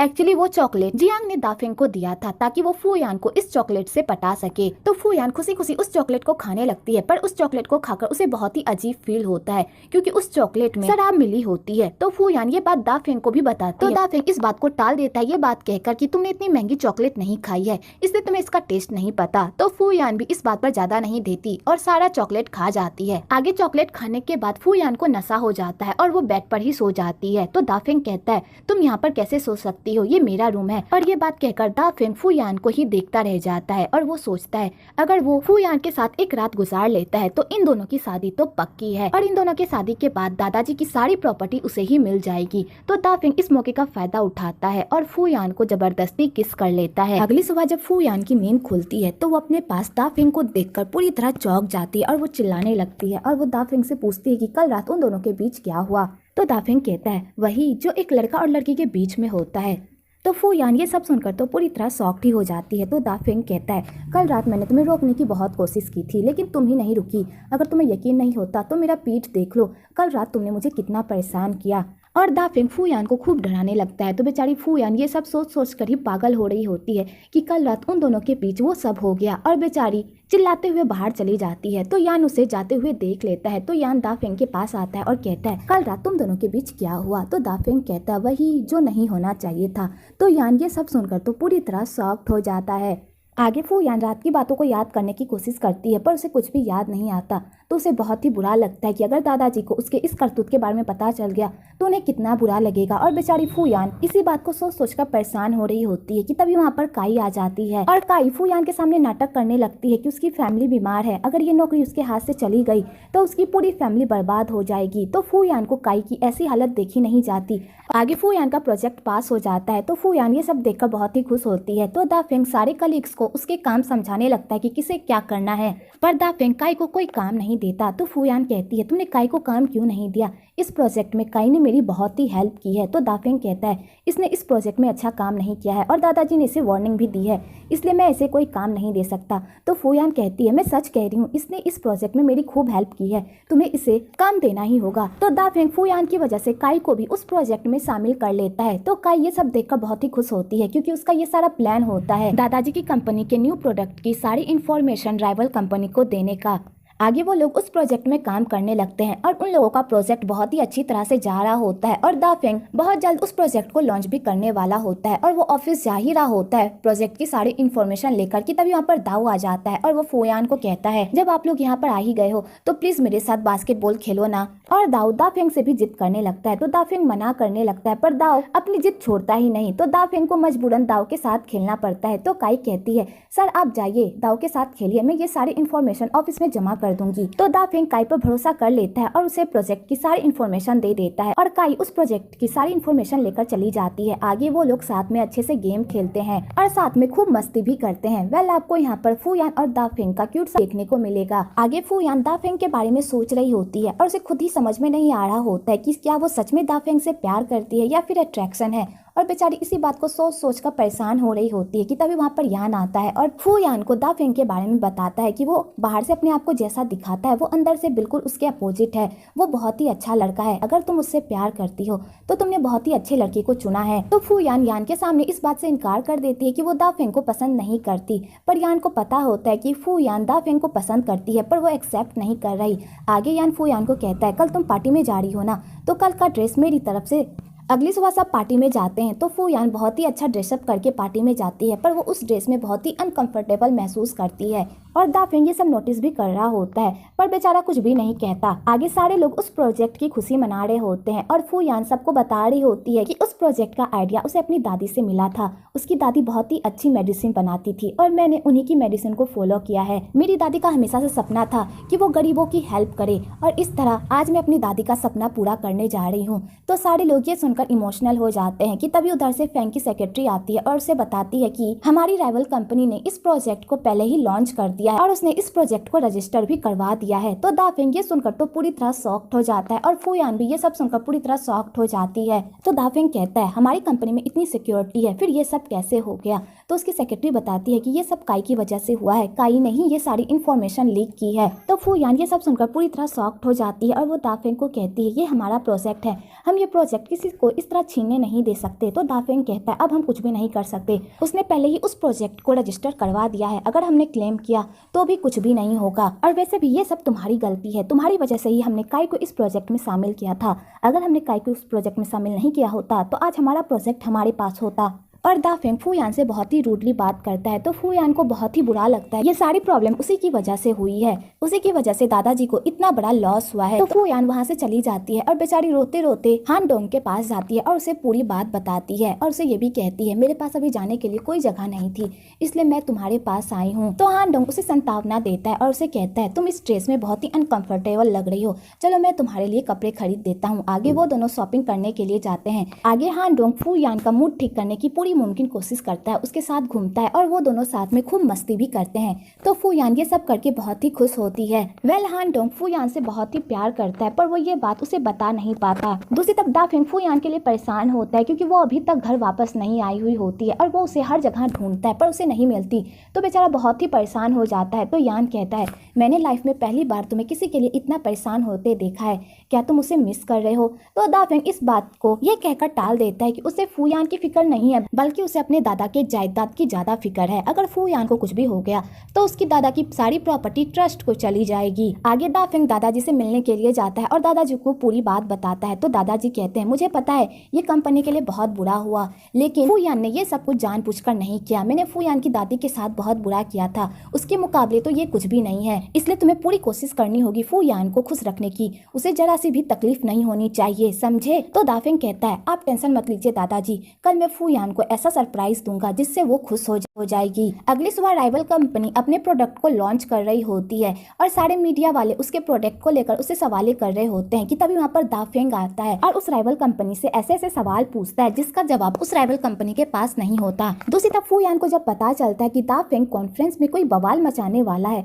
तो वो दौड़कर कॉन्फ्रेंस में जाती है। इधर दाफिंग उस राइवल कंपनी को अपनी बातों से इस तरह चोट पहुंचाता है कि बेचारे के पास कोई जवाब ही नहीं होता। आगे दाफिंग फू यान के लिए उस राइवल कंपनी के सारे प्रोडक्ट को खरीद लेता है और उसे ट्रस्ट में डोनेट कर देता है। तो फू यान ये सब देखकर बहुत ही खुश हो जाती है। तो सारे मीडिया वाले दाफिंग से पूछने लगते हैं कि आखिरकार आप ये सब क्यों कर रहे हैं, क्या आपका ये सब करने का कोई मोटिव है? तो दाफिंग कहता है मैंने ये सब सिर्फ एक लड़की के लिए किया है, उसके लिए ये प्रोडक्ट बहुत ही मायने रखता है और मैं उसे दुखी नहीं देख सकता, इसलिए मैंने ये सब किया। कि तभी सारे मीडिया वाले की नजर फू यान पर पड़ जाती है और फू यान को ही सब ट्रोल करने लगते हैं। आगे फू यान और दाफिंग साथ में फोटो क्लिक करवाते हैं और वो लोग राइवल कंपनी के सारे प्रोडक्ट को खरीद कर उन्हें ही डोनेट कर देते हैं ताकि वो ट्रस्ट को दे सके। वेल यहाँ पर राइवल कंपनी अपनी कंपनी की वाहवाही करवाने के लिए मीडिया वालों को बोले, लेकिन यहाँ पर दाफिंग की ही कंपनी की वाहवाही होने लगती है और उसके ही कंपनी का प्रमोशन होता है। तो बेचारे राइवल कंपनी का तो मुंह ही उतर जाता है। आगे फू यान दाफिंग को थैंक यू कहती है कि उसने उसके लिए इतने सारे प्रोडक्ट को इतने दामों में खरीदा। वेल फू यान को क्या पता दाफिंग ये सब उसका दिल जीतने के लिए कर रहा है ताकि वो उससे शादी कर ले और वो उससे शादी करने के बाद दादाजी की सारी प्रॉपर्टी को हथिया ले। आगे दाफिंग को जब पता चलता है कि कल रात फू यान पूरी रात हान डोंग के साथ थी तो उसे ये बात जानकर बहुत ही गुस्सा आता है और वो फू यान पर बहुत ही गुस्सा करता है। तो फू यान ये सब देखकर तो पूरी तरह शॉक्ड हो जाता है। वेल फैंग को बहुत ही जलन हो रही होती है उन दोनों को एक साथ देखकर और बेचारे के मन में ये ख्याल आ रहा होता है कि कहीं उन दोनों ने साथ में रात तो नहीं बिताई है। आगे दाफिंग अपनी गर्लफ्रेंड जियांग को अपने घर बुलाता है दाव की टीचर बनाकर और सबके सामने ये इंट्रोड्यूस करवाता है कि दाव को डिसिप्लिन की ज्यादा जरूरत है, इसलिए उसे आज से जियांग पढ़ाएगी और उसे पूरे मैनर्स सिखाएगी ताकि वो स्कूल में किसी से भी कम ना रहे। तो दादाजी को दाफेंग का प्रपोजल अच्छा लगता है और वो जियांग को दाव के टीचर के रूप में स्वीकार कर लेते हैं। आगे दाव सबको बताता है कि उसके स्कूल में फैमिली डे होने वाला है और फैमिली डे पर उसे एक मोटर कार बनानी है, वो भी फैमिली के साथ मिलकर। तो अंकल आंटी इस मौके का फायदा उठाकर काम में हुल करने की कोशिश करते हैं और दादाजी के सामने ऐसा पेश करने की कोशिश करते हैं कि दादाजी सारा काम उसे ही दे दे। पर दादाजी उन दोनों को सिर्फ एंथोनी को संभालने का काम देते हैं और दाफेंग को दाव के स्कूल के प्रोजेक्ट की जिम्मेदारी दे देते हैं। तो दाफेंग दादाजी को कहता है जियांग को भी आपको कोई काम देना चाहिए, वो भी तो दाव की टीचर है ना। तो दादाजी कहते हैं वो बाहर वाली है, वो हमारी फैमिली मेंबर नहीं है, इसलिए वो कोई काम नहीं करेगी। आगे जियांग दाफेंग को कहती है हम लोग अपने गोल के बहुत ही करीब आ चुके हैं, इसलिए तुम्हें फूयान को पटाने के नए नए तरीके खोजने होंगे ताकि फूयान जल्दी से तुम्हारे प्यार के जाल में फंस जाए और तुम दोनों की शादी हो जाए और तुम इस प्रॉपर्टी के मालिक बन जाओ। और जियांग ये कहते कहते दाफेंग के करीब जाने लगती है। तो दाफेंग कहता है अगर तुम इसी तरह मेरे करीब आती रही तो मैं अपने आप को नहीं रोक पाऊंगा। वेल आपको यहाँ पर इन दोनों का रोमांटिक सीन भी देखने को मिलेगा। आगे वो दोनों रोमांस में पूरी तरह लीन हो जाते हैं कि तभी उधर से फूयान और दाओ आ जाते हैं, लेकिन उन दोनों के आने से पहले ही वो दोनों अलग हो जाते हैं और उल्टा दाफेंग उन लोगों को डांटने ही लगता है कि तुम लोगों को क्या तमीज नहीं है, किसी के रूम में बिना लॉक किए नहीं आते। तो फूयान कहती है मैं अपने रूम में आने के लिए लॉक क्यों करूं। तो दाफेंग बात को टाल देता है और कहता है बहस करना बंद करो, दाव के लिए पढ़ाई जरूरी है। और दाफेंग दाव को जियांग के पास छोड़कर फूयान को लेकर वहां से चला जाता है। आगे जियांग दाव फे को पढ़ाने की पूरी कोशिश करती है, पर दाव फे इतना ही मंद बुद्धि होता है कि उसे कुछ भी समझ में नहीं आता और बेचारी जियांग उसे पढ़ा कर पूरी तरह थक जाती है। इधर फूयान और दाफेंग दोनों ही कार खरीदने के लिए जाते हैं। तो वहाँ पर कुछ बच्चे दाफेंग के साथ शैतानी करने लगते हैं, तो दाफेंग उन बच्चों को डराकर वहाँ से भगा देता है। तो फूयान ये सब देखकर पूरी तरह हैरान होती है और वो कहती है वो बच्चे थे, तुम्हें उनसे ऐसी बात नहीं करनी चाहिए। तो दाफेंग कहता है मैं उन्हें रियलिटी बता रहा था, वो मुझे खिलौने से डरा रहे थे, लेकिन अगर उनकी लाइफ में कुछ ऐसा हो गया जिसे वो हैंडल नहीं कर पाए तो उनके लिए बहुत बुरा होगा, इसलिए मैं उन्हें समझा रहा था। तो फूयान कहती है हाँ मुझे पता है, बचपन में तुम्हारी किडनैपिंग हुई थी इसलिए तुम ऐसा कह रहे हो। तो दाफेंग के पास उनका परेशान हो जाता है। आगे वो लोग शॉपिंग करके वहाँ से जाने लगते हैं। तो फूयान कहती है मुझे दाव के लिए इस तरह की ट्रीटमेंट की कोई जरूरत नहीं है, टीचर ने उसे अपने हाथों से कार बनाने को कही थी, लेकिन हम उसे रेडीमेड कार खरीद के दे रहे हैं। अगर हम उसे ऐसे ही बनी बनाई चीज गिफ्ट करते रहेंगे तो वो क्या सीखेगा। ये एक फैमिली डे है जहाँ पर देखा जाता है कि सारी फैमिली बच्चे को किस तरह ट्रीट करती है। तो दाफेंग कहता है इसमें ये सब मायने नहीं रखता, मायने बस इतना रखता है कि दाव किसी से पीछे ना रहे। क्या हो गया अगर ये रेडीमेड कार है तो वो जीतेगा तो जरूर। तो फूयान इस बात पर दाफेंग से लड़ाई करने लगती है और दोनों में बहस होने लगता है। तो दाफेंग फूयान को चुप कराने के लिए उसे किस कर लेता है। वेल आपको यहाँ पर इन दोनों का रोमांटिक सीन भी देखने को मिलेगा। आगे दाफेंग फूयान को पटाने की हर मुमकिन कोशिश करता है और बेचारी फूयान भी धीरे धीरे उसके प्यार में गिरने लगती है। इधर अंकल आगे दाफेंग उस कार को घर लेकर आता है। तो दादाजी उसे खूब डांटते हैं और कहते हैं अगर तुम बच्चों को इसी तरह रेडीमेड चीज देते रहोगे तो बच्चे अपने आप से कैसे सीखेंगे, अगर वो मेहनत ही नहीं करेंगे तो आगे चलकर वो कैसे सफल होंगे, इसलिए तुम्हें अपने हाथों से उस कार को बनाना होगा, समझे। पर आंटी एंथनी का इतना अच्छे से ख्याल रखते हैं और उसे पर डे साबुन से नहाते हैं, जिस वजह से उसे एलर्जी हो जाती है और उसकी तबीयत भी खराब हो जाती है। तो वो लोग उसे डॉक्टर के पास लेकर जाते हैं। तो डॉक्टर उन्हें बताते हैं कि आप लोगों ने जो साबुन यूज किया वो एंथनी के लिए बहुत ही हानिकारक था, अगर इसका इलाज सही टाइम पर नहीं हुआ तो ये मर भी सकता है। तो अंकल आंटी ये सब सुनकर तो पूरी तरह शॉक्ड हो जाते हैं और अपनी करतूत छुपाने के लिए उस डॉग को हॉस्पिटल से ले जाने लगते हैं। तो वो डॉक्टर उन्हें मना करते हैं, अगर आपने एंथोनी को यहाँ से ले जाने की कोशिश की तो इसकी जान भी जा सकती है और इसकी जान की जिम्मेदार आप लोग होंगे। पर अंकल आंटी कुछ भी नहीं सुनते और एंथनी को लेकर वहां से चले जाते हैं। आगे अंकल और आंटी अपने करतूत को छुपाने के लिए दादाजी को बता देते हैं कि एंथोनी की तबीयत खराब हो गई है, पर वो दादाजी को ये बात नहीं बताते कि उनकी ही गलती से एंथोनी की तबीयत खराब हुई है। तो दादाजी आंटी को खूब डांटते हैं। तो आंटी दादाजी की सारी बातें सुन लेती है, क्योंकि उनके लिए दादाजी की डांट से ज्यादा उनके लिए उनका पैसा प्यारा होता है। आगे यान फूयान को दाफेंग की बचपन वाली फोटो दिखाता है और उसे बताता है कि दाफेंग बचपन में ऐसा नहीं था, दाफेंग बचपन में बहुत ही अच्छा था, वो स्माइल करता था, सबके साथ अच्छे से रहता था, लेकिन एक हादसा होने की वजह से उसकी पूरी लाइफ बदल गई। दाफेंग के पेरेंट्स दाफेंग से बहुत प्यार करते थे और दाफेंग भी उनसे बहुत प्यार करता था। दाफेंग के पेरेंट्स उसकी सारी विशेष पूरी करते थे। एक बार दाफेंग का कार टूट गया तो उसने अपने पापा से जिद की कि मुझे वही कार चाहिए। तो उसके पापा ने कहा ठीक है मैं तुम्हारे लिए लेते आऊंगा, और वो लोग अपने काम पर चले गए, जिस चक्कर में उन दोनों का एक्सीडेंट हो गया। और उसके बाद से दाफेंग पूरी तरह बदल गया और उसके जीने का मकसद बस बिजनेस ही रह गया। उसके लिए बस अब यही मायने रखा कि वो कैसे पैसे कमाए और अमीर बन जाए। तो फूयान दाफेंग का इतना इमोशनल पास्ट सुनकर तो पूरी तरह इमोशनल हो जाती है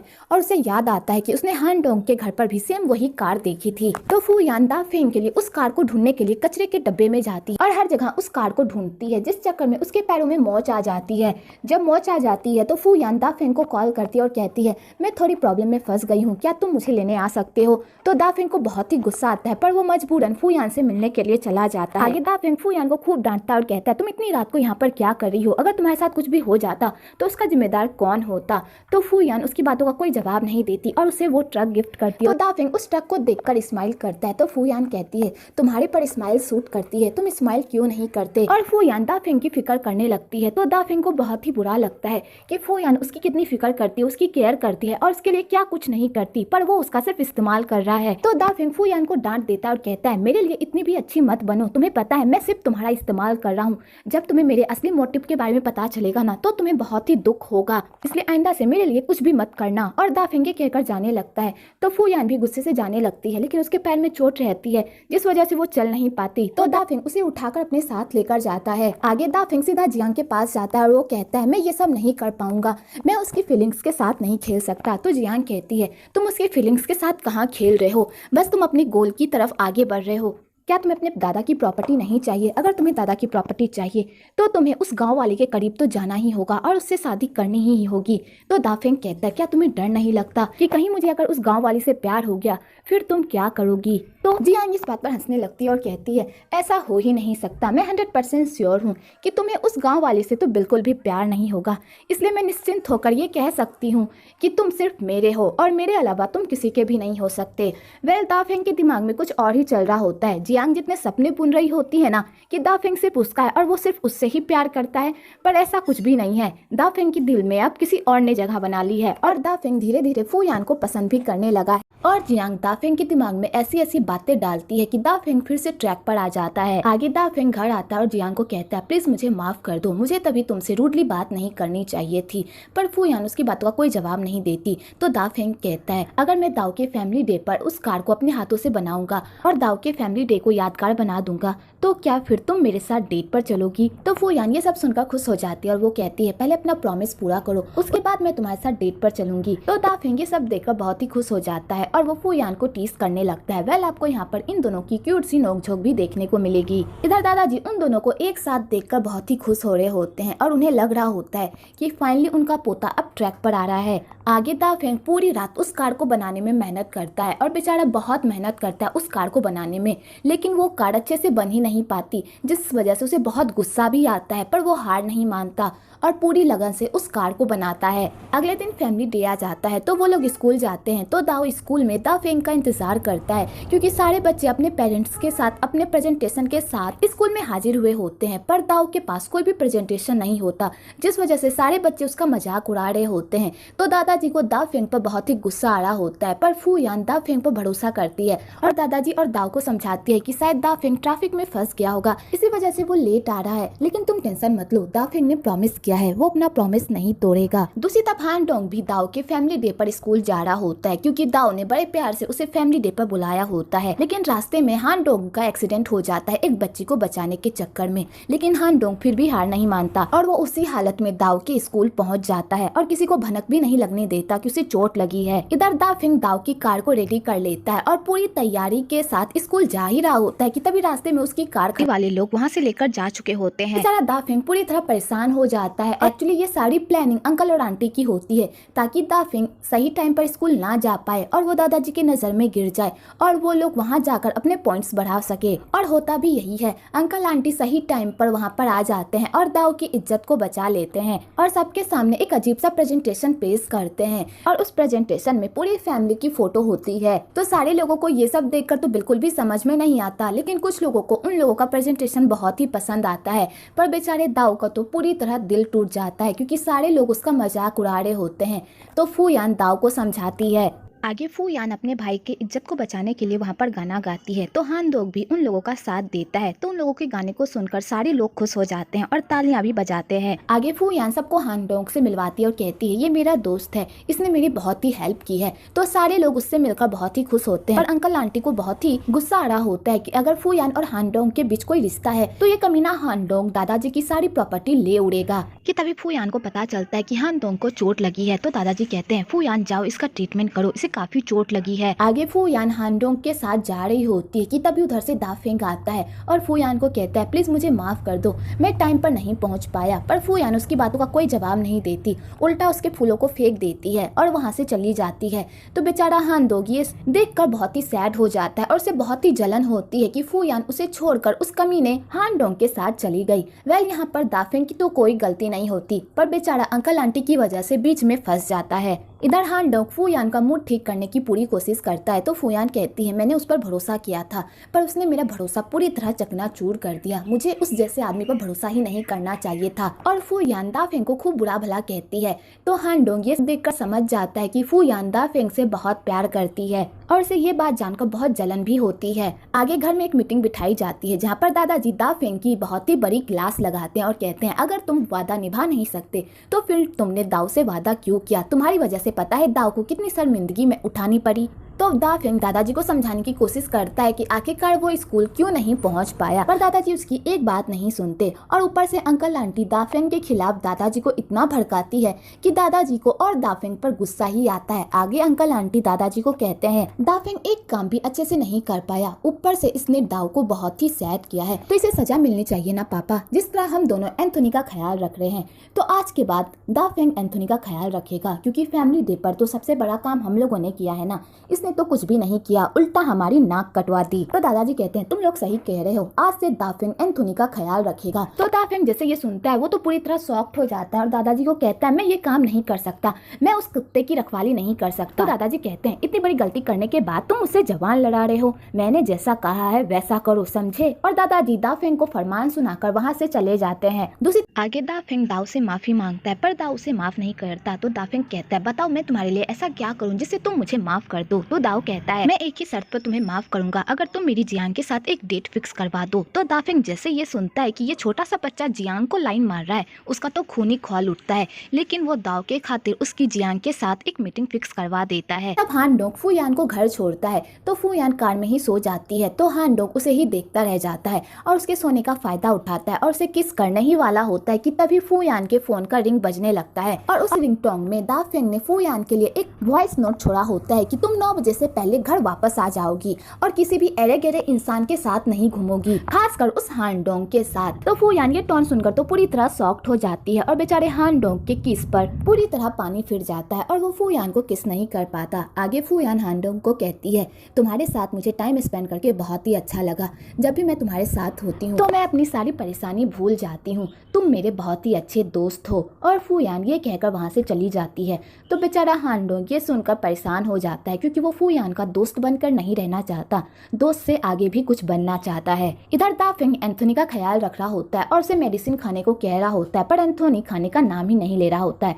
तो दाफेंग को बहुत ही गुस्सा आ रहा होता है एंथोनी पर और सबसे ज्यादा गुस्सा तो उसे फूयान पर आ रहा होता है कि इतनी रात हो गई है और फूयान घर वापस नहीं आई, पता नहीं वो उस कमीने हानडोंग के साथ क्या कर रही होगी। कि तभी उधर से फूयान आती है और एंथोनी को बड़े प्यार से दवाई खिलवाती है। तो दाफेंग ये सब देखकर तो देखता ही रह जाता है और वो कहता है अगर तुम्हें दवाई खानी ही थी तो पहले क्यों नहीं खाई, फूयान के हाथ से क्यों खाई, मेरे हाथ में क्या कांटे लगे हुए थे जो तुम नहीं खा रहे थे। तो फूयान कहती है जानवरों को भी प्यार की जरूरत है और खासकर तुम्हें तो बहुत ज्यादा ही है, जब तक तुम जानवर को प्यार नहीं दोगे तो वो रिवर्स में तुम्हें भी प्यार नहीं देंगे, ये एक मॉडल स्टोरी है। और फूयान ये कहकर वहाँ से चली जाती है। इधर दाऊ जियांग के साथ डिनर करता है तो जियांग दाऊ के दिमाग में ये बात डालने की कोशिश करती है कि वो अपनी बहन फूयान को दाफेंग के साथ सेट कर दे, क्योंकि वो दोनों साथ में बहुत ही अच्छे लगते हैं, अगर उन दोनों की शादी हो जाएगी तो वो दोनों हमेशा खुश रहेंगे। लेकिन अगर तुमने अपनी बहन को दाफेंग के साथ सेट नहीं किया तो वो हानडोंग तुम्हारी बहन को ले उड़ेगा और तुम लोग उस घर से भी चले जाओगे, और जब तुम लोग एक बार उस घर से चले जाओगे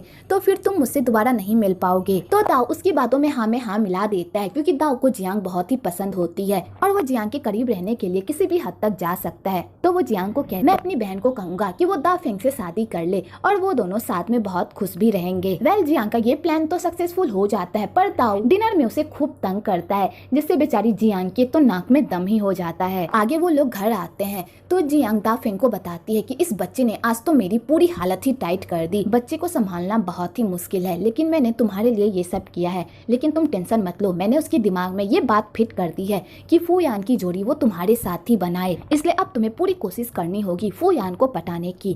अब तुम दोनों के बीच कोई भी नहीं आ सकता, वो हान डोंग भी नहीं। तो दाफेंग कहता है मैं पूरी कोशिश कर रहा हूँ, पर वो हान डोंग कमीना हम दोनों के बीच से हटता ही नहीं। आगे दाओ अपनी बहन को दाफेंग के साथ सेट करने की कोशिश करता है और उसे दाफेंग की तरफ पुश करता है। तो फूयान कहती है आखिरकार ये सब क्या चल रहा है, तुम इतना दाफेंग की तारीफ क्यों कर रहे हो। तो दाओ कहता है क्योंकि दाफेंग मुझे बहुत ही पसंद है, अगर आप दोनों की जोड़ी बन गई तो आप लोग हमेशा खुश रहेंगे। मुझे पता है उन्होंने बहुत सारी गलती भी की है, लेकिन उन्होंने माफी भी तो मांगी है ना, अब हमें उन्हें माफ कर देना चाहिए। और दाओ फूयान के सामने दाफेंग की इतनी तारीफ करता है कि बेचारी फूयान का भी दिल फिर से पिघलने लगता है। तो बेचारा सुबह सुबह एंथोनी को खाना खिला रहा होता है और उसके बाद वो उसे दवाई खिला रहा होता है कि तभी वहाँ पर दाओ आ जाता है और कहता है तुम इसी तरह एंथोनी को खिलाते हुए रह जाओगे और हान डोंग मेरी दीदी को अपने साथ ले उड़ेगा। क्या तुम्हें नहीं पता कि हान डोंग मेरी दीदी को पटाने के पीछे लगा हुआ है, अगर तुम इसी तरह लड़म टल्ली करते रहे तो मेरी दीदी कभी भी तुम्हारे हाथ नहीं आएगी। और मैं पूरे दिल से चाहता हूँ कि मेरी दीदी की शादी तुमसे हो, क्योंकि तुम दोनों साथ में बहुत ही अच्छे लगते हो, इसलिए तुम जाओ मेरी दीदी को मनाओ, मैं एंथोनी का ख्याल रख लूंगा। तो दाफेंग ये सुनकर तो खुश हो जाता है और फूयान को मनाने के लिए चला जाता है। आगे दाफेंग फूयान को मनाने के लिए उसे एक पार्क में लेकर जाता है और उसे बताता है कि बहुत मेहनत के बाद मुझे ये फूल मिला है, तुम्हें पता है इस फूल की क्या मान्यता है, अगर ये फूल कोई भी लवर अपनी लवर को देता है तो इसका मतलब वो दोनों हमेशा साथ रहते हैं और हमेशा एक साथ खुश रहते हैं। और दाफेंग फूयान को पटाने की हर मुमकिन कोशिश करता है और हर तरफ से लाइन मारता है। तो बेचारी फूयान ये सब देखकर तो पूरी तरह हैरान होती है। आगे दाफेंग को वो फूल मिल जाता है, पर उस पेड़ में एक ही फूल होता है जो बहुत ही ऊंचाइयों पर खिला हुआ होता है। तो फूयान कहती है ये फूल तो बहुत दूर है, तुम इसे कैसे तोड़ोगे। तो दाफेंग कहता है मेरी जान तुम टेंशन मत लो, ये फूल मैं तुम्हें किसी भी कीमत पर देकर रहूंगा। और दाफेंग उस पेड़ पर चढ़ जाता है उस फूल को तोड़ने के लिए। तो उसे बहुत ही मुश्किलों का सामना करना पड़ता है उस फूल को तोड़ने के लिए, लेकिन बेचारा हार नहीं मानता और अपनी पूरी जी जान लगा देता है उस फूल को तोड़ने के लिए। और उसकी मेहनत का फल भी उसे मिलता है और वो उस फूल को तोड़ लेता है। और उस फूल को वो लेकर नीचे आ ही रहा होता है कि तभी वो पेड़ से नीचे गिर जाता है। तो फूयान ये सब देखकर डर जाती है और वो दाफेंग को कहती है तुम ठीक हो ना। तो दाफेंग कहता है हाँ मैं ठीक हूँ। वेल वहाँ के सारे लोग भी उन दोनों को ही देखने लगते हैं और दाफेंग की ऐसी हरकत पर खूब हंसते भी हैं। तो बेचारी फूयान को ये सब देखकर बहुत ही शर्मिंदा महसूस होता है और वो दाफेंग को कहती है अगर तुम्हें ऐसी ही हरकत करनी थी तो ठीक से करते ना, इस तरह सबके सामने गिरते तो नहीं और ना ही अपना मजाक बनाते, तुम्हारी वजह से वो लोग हम पर हंस रहे हैं। तो दाफेंग कहता है मैंने इतनी मेहनत से तुम्हारे लिए फूल तोड़ा है और तुम्हें लोगों की पड़ी हुई है, तुम्हें ये नहीं दिख रहा कि मैं कितनी मेहनत कर रहा हूँ तुम्हें मनाने की, तुम्हें बस लोगों की बातें ही दिख रही है। और यहाँ पर फिर से इन दोनों में नोक झोंक हो जाती है कि तभी वहाँ पर पार्क का गार्ड आ जाता है और दाफेंग पर ही चिल्लाने लगता है और कहता है तुम्हें किसने परमिशन दी पार्क के फूलों को तोड़ने की, क्या तुमने पार्क के बाहर वो बोर्ड नहीं देखा जिसमें ये लिखा हुआ था यहाँ पर सिर्फ आप घूम फिर सकते हैं, यहाँ की सामानों को तोड़ नहीं सकते, तुमने यहाँ का रूल तोड़ा है तो इसकी तुम्हें सजा मिलकर रहेगी। तो दाफेंग कहता है मैंने ऐसा कोई रूल नहीं तोड़ा, मैंने तो बस एक फूल ही तोड़ा है ना, तो क्या हो गया। और यहाँ पर दाफेंग उस गार्ड से लड़ने लगता है। तो बेचारी फूयान ये सब देखकर तो और पगला जाती है कि तभी वहाँ पर यान आ जाता है, क्योंकि यान भी उसी पार्क में शूट कर रहा होता है अपने क्लाइंट के साथ। तो यान फूयान को उस झमेले से बाहर लेकर चला जाता है, क्योंकि अगर फूयान भी दाफेंग के साथ पकड़ा जाती तो उसे भी पनिशमेंट मिलती। तो इसलिए यान फूयान को लेकर वहाँ से चला जाता है और बेचारा दाफेंग उन सब के बीच में पूरी तरह फंस जाता है। आगे गार्ड दाफेंग को कहता है तुम्हें इसकी पनिशमेंट मिलकर ही रहेगी। तो दाफेंग कहता है मैंने तुम्हारा रूल तोड़ा है ना, तो पैसे ले लो। और दाफेंग पैसे देने लगता है, लेकिन तभी उसे याद आता है कि वो पर्स तो कार में ही भूल आया है। तो गार्ड कहता है क्यों अब पैसे भी नहीं है, अगर तुम मेरी बात नहीं मानोगे तो मैं तुम्हें ये गिफ्ट नहीं दूंगा। और इस गिफ्ट को देखकर लगता है कि तुम्हारे लिए ये गिफ्ट बहुत ही कीमती है, क्योंकि तुम ये अपने लवर के लिए लेकर आए थे ना, तो अब मेरी बात मानो तभी तुम्हें ये गिफ्ट मिलेगा। तो दाफेंग ये सब देखकर परेशान हो जाता है, क्योंकि उसने बड़े ही प्यार से वो गिफ्ट फूयान के लिए लिया था। तो दाफेंग को उस गार्ड के सामने झुकना ही पड़ता है। तो गार्ड उसे उस पेड़ के सामने एक बोर्ड लगाने को कहता है कि अगर आइंदा से किसी ने भी पार्क के किसी भी चीज को छूने की या बर्बाद करने की कोशिश की तो उसे कड़ी सजा मिलेगी। तो दाफेंग उस गार्ड का सारा काम कर देता है और उससे वो गिफ्ट लेकर वहाँ से चला जाता है। दूसरी तरफ फूयान दाफेंग को खूब गालियां दे रही होती है और उस फूल को भी कोस रही होती है। तो यान कहता है अगर तुम्हें ये फूल नहीं चाहिए, फूल मुझे दे सकती हो, ये फूल मेरे बहुत ही काम आ जाएगा। पर फूयान वो फूल उसे भी नहीं देती। तो यान फूयान को समझाता है दाफेंग को गलत मत समझो, ये सब उसने तुम्हें खुश करने के लिए किया था, लेकिन उसे भी नहीं पता था कि ये सब इस तरह गलत हो जाएगा, प्लीज उसे समझने की कोशिश करो। दूसरी तरफ दाऊ जियांग को बताता है कि जैसा उसने कहा था उसने अपनी बहन के दिमाग में ये बात डाल दी है कि वो सिर्फ दाफेंग के साथ ही अच्छी लगती है और मैं चाहता हूँ कि वो दोनों शादी कर ले। तो जियांग कहती है तुमने बहुत ही अच्छा काम किया, अब इस तरह हम दोनों साथ में रह सकते हैं। तो दाऊ ये सब देखकर बहुत ही खुश हो जाता है क्योंकि जियांग के पीछे वो पूरी तरह लट्टू रहता है कि तभी जियांग यान और फूयान को एक साथ देखती है और उन दोनों को इस तरह हंसता खेलता हुआ एक साथ देखती है। तो जियांग को गलतफहमी हो जाती है कि यान फूयान को पटाने की कोशिश कर रहा है और जियांग को ये भी लगता है कि अब यान के मन में भी दादाजी की जायदाद को लेकर लालच आ गया है, जिस वजह से वो फूयान को पटाने की कोशिश कर रहा है। तो जियांग उन दोनों की नजदीकियों को देखकर बर्दाश्त नहीं कर पाती और वो सीधा यान के पास जाती है और उस पर डोरे डालने लगती है और कहती है बहुत देर हो चुका है, क्या तुम मुझे घर छोड़ दोगे? तो यान कहता है ठीक है। आगे यान जियांग को घर छोड़ता है तो जियांग पूरी तरह उस पर लाइन मारती है और यान भी उसकी तरफ अट्रैक्ट हो रहा होता है। आगे जियांग यान को अपने करीब रखने के लिए अपने पैर में चोट का बहाना बना देती है और उसे इसी बहाने से अपने घर के अंदर लेकर जाती है। आगे वो उस पर लाइन मारती है पर उसका कोई भी पैतरा यान के सामने काम नहीं। तो जियांग को लगता है कि शायद यान गे है और दाफेंग ने भी उसे बताया था कि यान को किसी भी लड़की में कोई इंटरेस्ट नहीं है। तो जियांग को गलतफहमी हो जाती है कि यान एक गे है। तो जियांग यान के साथ लड़कियों वाली बात करने लगती है। तो यान कहता है एक मिनट रुको, कहीं तुम्हें ये तो नहीं लग रहा कि मैं गे हूँ? मैं गे नहीं हूँ, मैं एक मर्द हूँ। तो जियांग कहती है मुझसे क्या छुपाना, और वैसे भी मैं तुम लोगों के जेंडर के खिलाफ नहीं हूँ, मैं तो तुम्हें सपोर्ट करूंगी। अगर आइंदा से तुम्हें मुझसे कोई भी बात करनी हो तो तुम मुझसे खुलकर बात करना, मैं तुम्हें सपोर्ट करूंगी। तो बेचारा यान अपनी मर्दानगी पर सवाल उठता देख पूरी तरह पागल हो जाता है और वो जियांग को यकीन दिलाने के लिए उसे किस कर लेता है और कहता है अब तुम्हें यकीन हुआ कि मैं गे नहीं हूँ? वैसे तुम ये सब मेरे साथ क्यों कर रही हो? आखिरकार तुम्हारा क्या मकसद है? तो जियांग अपनी करतूत छुपाने के लिए यान को ये बोल देती है कि वो उसे पसंद करती है और वो बहुत टाइम से उसे पसंद करती है और वो उसकी गर्लफ्रेंड बनना चाहती है।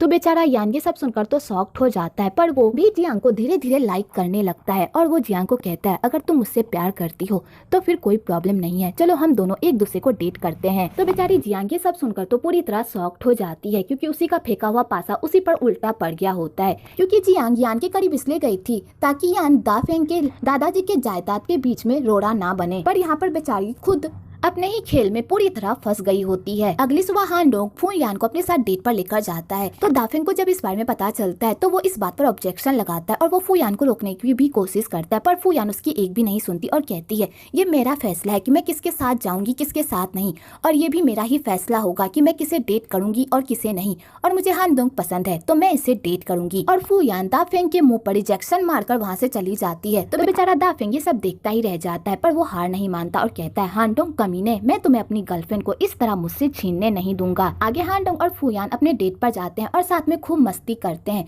तो वहाँ पर एक गेम शो चल रहा होता है तो उन दोनों को कपल के रूप में चुना जाता है। तो वो दोनों साथ में उस गेम को खेल रहे होते हैं। तो दाफेंग भी उन दोनों के बीच में कबाब में हड्डी बनकर टपक पड़ता है कीवी के रूप में, और दाफेंग उस अवतार में हान डोंग को खूब परेशान करता है और यहाँ पर इन दोनों में खूब जमकर फाइट भी होती है। आगे वहाँ के होस्ट हान डोंग और फूयान को एक दूसरे को किस करने को कहते हैं। तो दाफेंग जैसे ही किस का नाम सुनता है उसका तो खूनी खौल उठता है और हान डोंग फूयान को किस करने ही वाला होता है कि तभी दाफेंग बीच में टपक पड़ता है और उन दोनों के किस को रोक देता है। तो हान डोंग को ये सब देखकर बहुत ही गुस्सा आ जाता है और वो दाफेंग के पीछे पड़ जाता है कि आखिरकार ये बंदा कौन है जो इतना उसे परेशान कर रहा है। कि तभी वहाँ पर कीवी के रूप में आबाऊ भी आ जाता है हान डोंग को मारने के लिए और वो चाकू निकाल कर हान डोंग को मारने ही वाला होता है कि तभी वहाँ पर दाफेंग आ जाता है और वो हान डोंग की जान बचा लेता है क्योंकि दाफेंग को लगता है कि वो बंदा फूयान को मारने वाला है। आगे उन दोनों कीवी में खूब लड़ाई होती है और वहाँ के सारे लोग ये सब देखकर तो फूले नहीं समाते और वो लोग ये सब देखकर बहुत ही हैरान होते हैं कि आखिरकार ये गेम शो में कौन सी लड़ाई चल रही है। आगे उन दोनों कीवी में जमकर लड़ाई होती है जिस चक्कर में हान डोंग को भी चोट लग जाती है पर आबाऊ फिर भी नहीं रुकता। तो दाफेंग उस कीवी को रोकने के लिए उससे लड़ाई करता है जिस चक्कर में वो सीढ़ियों से नीचे गिर जाता है और उसे काफी चोट लगती है। आगे जब फूयान को पता चलता है कि उस कीवी के अंदर दाफेंग है और उसे खूब चोट लगी है तो फूयान दाफेंग की ऐसी हालत देखकर तो पूरी तरह शॉक्ड हो जाती है। आगे दाफेंग को हॉस्पिटल लेकर जाया जाता है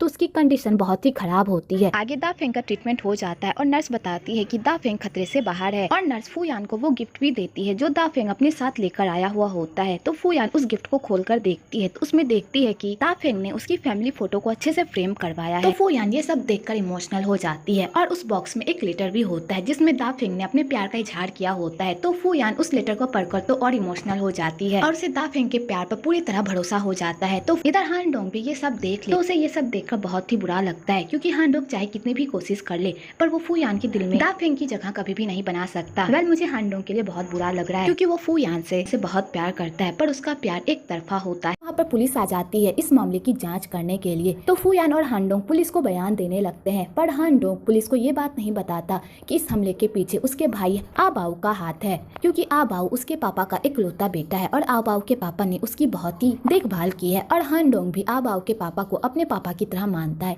इसलिए वो उन्हें चोट नहीं पहुंचाना चाहता, जिस वजह से वो आबाऊ के खिलाफ कोई कंप्लेन नहीं करता और पुलिस को ये बताता है कि हमें कुछ भी नहीं पता कि इस हमले के पीछे कौन है। दूसरी तरफ आबाऊ को जब पता चलता है कि हान डोंग को चोट लगी है और वो अभी भी जिंदा बच गया, तो आबाऊ अपना एक बंदा भेजता है हान डोंग को मारने के लिए। तो वो बंदा डॉक्टर के अवतार में हान डोंग को मारने के लिए जाता है, पर उस बंदे को पता ही नहीं होता कि हान डोंग आखिरकार दिखता कैसा है, जिस चक्कर में उस बंदे को गलतफहमी हो जाती है और वो हान डोंग के बजाय दा फेंग को ही हान डोंग समझकर उसे इंजेक्शन दे देता है। तो बेचारा दा फेंग अंदर से चिल्लाता रहता है कि मैं हान डोंग नहीं हूँ, तुम्हें कोई गलतफहमी हुई है, कम से कम एक बार शकल तो देख लो, मैं हान डोंग नहीं हूँ, मुझे इस तरह नहीं मरना।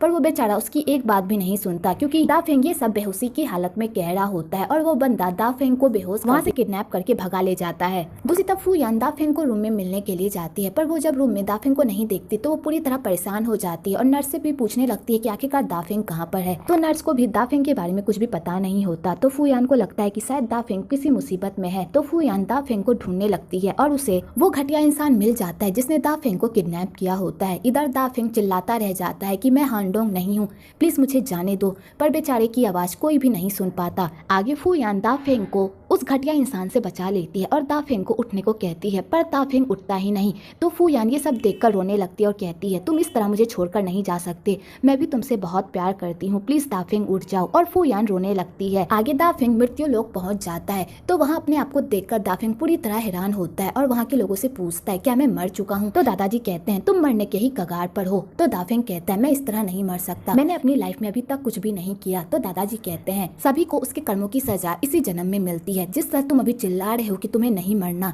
इसी तरह तुमने अपने दादाजी के साथ भी किया था, वो भी मर रहे थे और तुम विश कर रहे थे कि वो मर जाए। देखो आज तुम भी हॉस्पिटल में पड़े हो और तुम चाह रहे हो कि तुम जीना चाहते हो, लेकिन कोई भी तुम्हें बचाने के लिए यहाँ पर मौजूद नहीं है, क्योंकि कोई भी तुमसे प्यार नहीं करता और ये सब सिर्फ तुम्हारी वजह से है। तुमने जैसा बोया अब तुम्हें वैसा ही काटना पड़ेगा। लोग कहते हैं प्यार बांटोगे तो प्यार मिलेगा, तुमने कभी भी किसी को प्यार नहीं दिया, तो तुम ये कैसे उम्मीद कर सकते हो कि वो लोग भी बिना कुछ किए तुम्हें प्यार दे। तुमने अपने दादा की प्रॉपर्टी के लिए क्या कुछ नहीं किया, क्या मरने के बाद तुम अपने दादा की प्रॉपर्टी को अपने साथ ले जाओगे? इंसान इस दुनिया से कुछ भी नहीं ले जा सकता सिवाय अपने कर्मों के। अपने कर्मों से ही वो आगे बढ़ता है और अपने ही कर्मों से वो पीछे बढ़ता है। इंसान के कर्म ही उसे स्वर्ग ले जाते हैं और इंसान के कर्म ही उसे नर्क लेकर जाते हैं। और तुम्हारे ऐसे कर्म है कि तुम नर्क में ही सड़ोगे, लेकिन अभी भी तुम्हारे पास एक चांस है अपने आप को बदलने का। ये लड़की तुमसे बहुत प्यार करती है, लेकिन तुम इसका अपने फायदे के लिए इस्तेमाल कर रहे हो। अगर ये लड़की चाहेगी तभी तुम्हारी जान बच सकती है, क्योंकि प्यार में ही ऐसी ताकत है जो अपने प्यार को मौत के मुंह से भी निकाल सकती है। इसलिए मैं तुम्हें एक और मौका दे रहा हूँ, जाओ अपनी जिंदगी जियो और अपने गुनाहों को ठीक करने की कोशिश करो। आगे दा फेंग को होश आ जाता है, तो फू यान ये सब देखकर खुश हो जाती है और फाइनली इन दोनों की लव स्टोरी कंप्लीट हो जाती है। आगे दा फेंग दादाजी को बता देता है कि फू यान और वो एक दूसरे को डेट कर रहे हैं, तो सारे फैमिली मेंबर ये सुनकर बहुत ही खुश होते हैं। पर आंटी और अंकल को ये बात सुनकर बिल्कुल भी अच्छा नहीं लगता और ना ही उन्हें ये बात हजम होती है,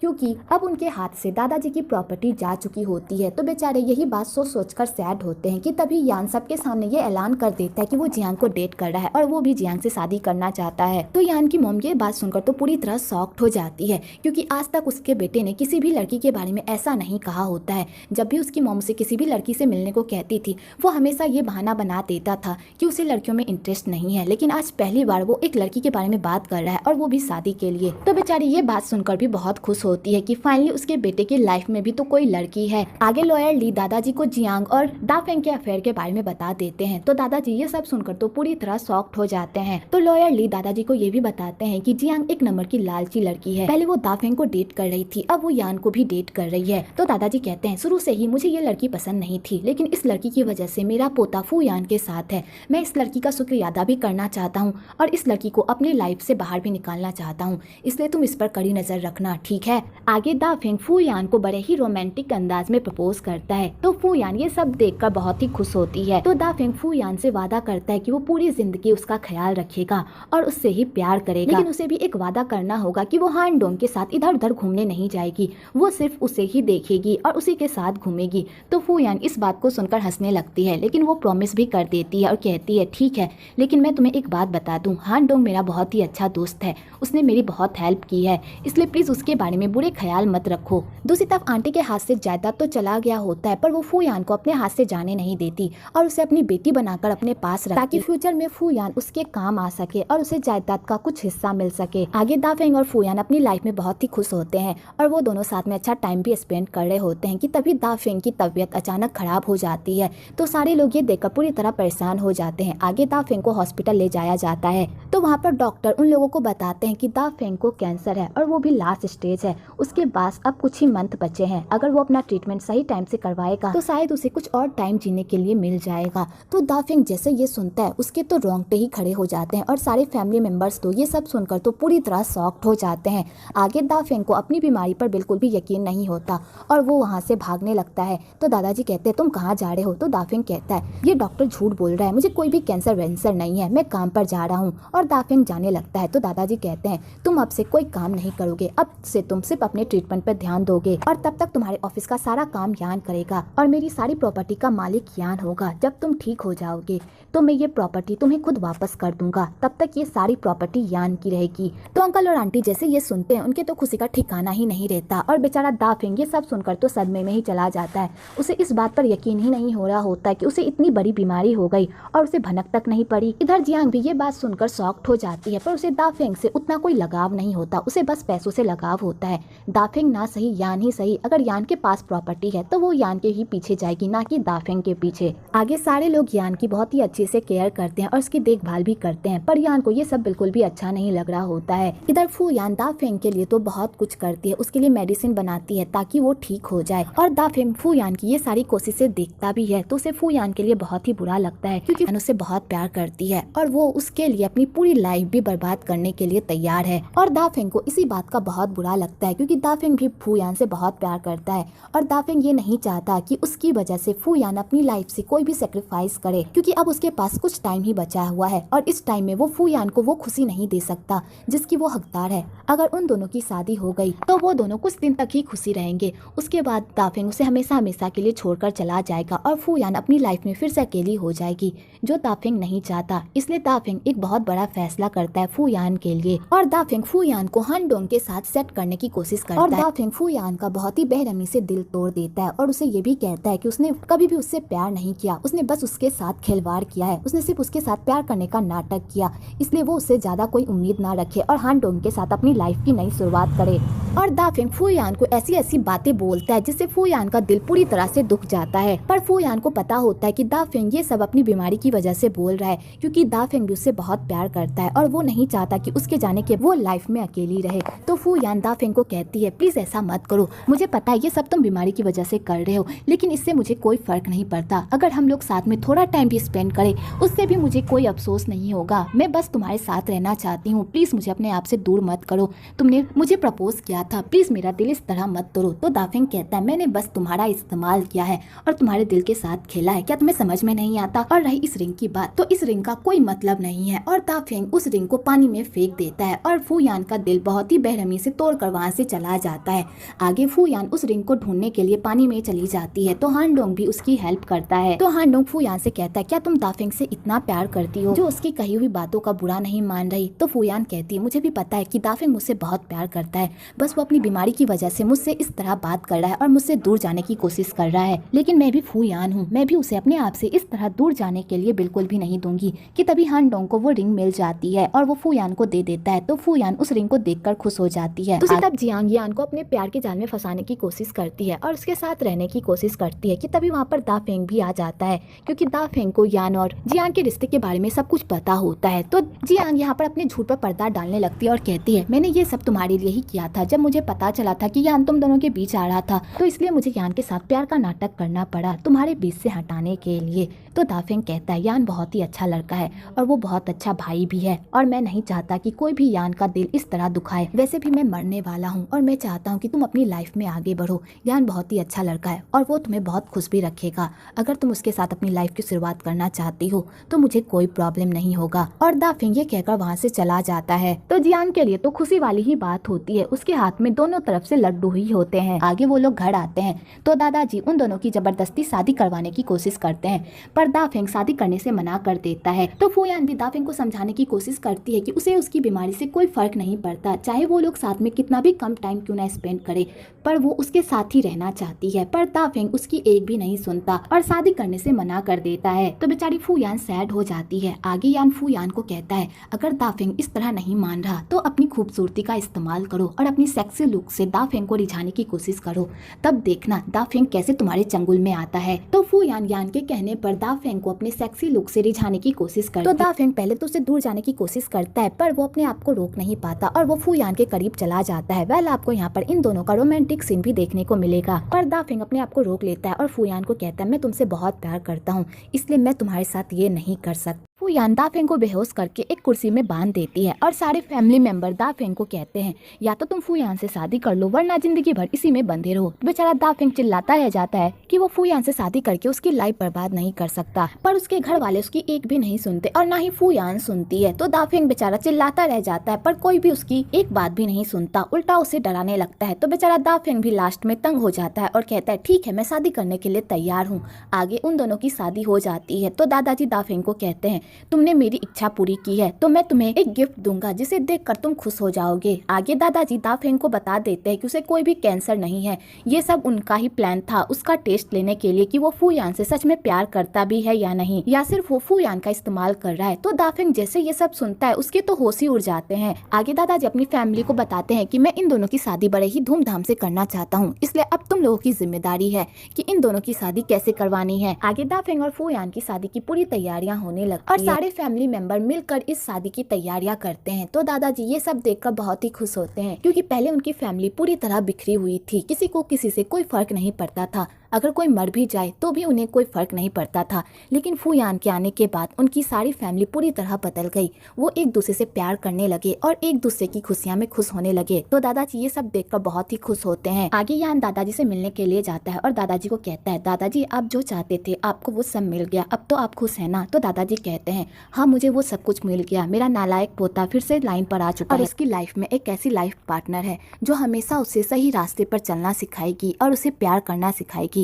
मेरे एक पोते की लाइफ तो सेट हो चुकी है, लेकिन मुझे अपने दूसरे पोते के लिए बुरा लग रहा है। आगे दादाजी यान को जियांग की पूरी सच्चाई बता देते हैं कि वो एक नंबर की लालची औरत है, वो उससे कोई प्यार नहीं करती, वो बस उसके साथ रहने का नाटक कर रही है। पहले वो पैसों के लिए दाफिंग को डेट कर रही थी, अब वो उसका इस्तेमाल कर रही है। तो यान कहता है, दादाजी मुझे जियांग की पूरी सच्चाई पता है, इसलिए आप टेंशन मत लीजिए। तो दादाजी कहते हैं, अगर तुम्हें जियांग की पूरी सच्चाई पता है तो फिर तुम उसके साथ क्यों हो। तो यान कहता है, जियांग मेरे साथ एक्टिंग कर रही है तो मैं भी उसके खेल में उसका साथ दे रहा हूँ। तो दादाजी कहते हैं, ये बात सुनकर मुझे राहत महसूस हुई कि तुम उस लड़की से प्यार नहीं करते। वेल यान दादाजी को क्या बताए कि वो उस लड़की से बहुत प्यार करता है, पर वही लड़की उससे प्यार नहीं करती। आगे फूयान हानडोंग को अपनी शादी का कार्ड देती है और कहती है, तुम मेरे बहुत ही अच्छे दोस्त हो और मैं चाहती हूँ कि तुम मेरी शादी में आओ, तुम मेरी शादी में आओगी तो मुझे बहुत ही अच्छा लगेगा। तो हानडोंग कहता है, तुमने इतने प्यार से बुलाया है तो मैं तुम्हारी शादी में जरूर आऊंगा। और हानडोंग ये कहकर वहाँ से चला जाता है, लेकिन बेचारे को बहुत ही बुरा लग रहा होता है और बेचारे का दिल भी टूट गया होता है। तो उसका दोस्त उसे समझाने की कोशिश करता है कि अभी भी कुछ नहीं बिगड़ा, अभी उन दोनों की शादी नहीं हुई है और अभी भी तुम्हारे पास एक मौका है, जाकर वो फूयान से अपने दिल की बात कह दे। पर हानडोंग कहता है, क्या तुम पागल हो, तुम चाहते हो कि मैं फूयान की खुशियों को बर्बाद कर दूं, जबकि मुझे ये बात पता है कि फूयान मुझे पसंद नहीं करती, वो सिर्फ मुझे अपना एक अच्छा दोस्त मानती है। अगर वो मुझे अपना एक अच्छा दोस्त मानती है तो मैं दोस्त होने के ही नाते उसके साथ रहूंगा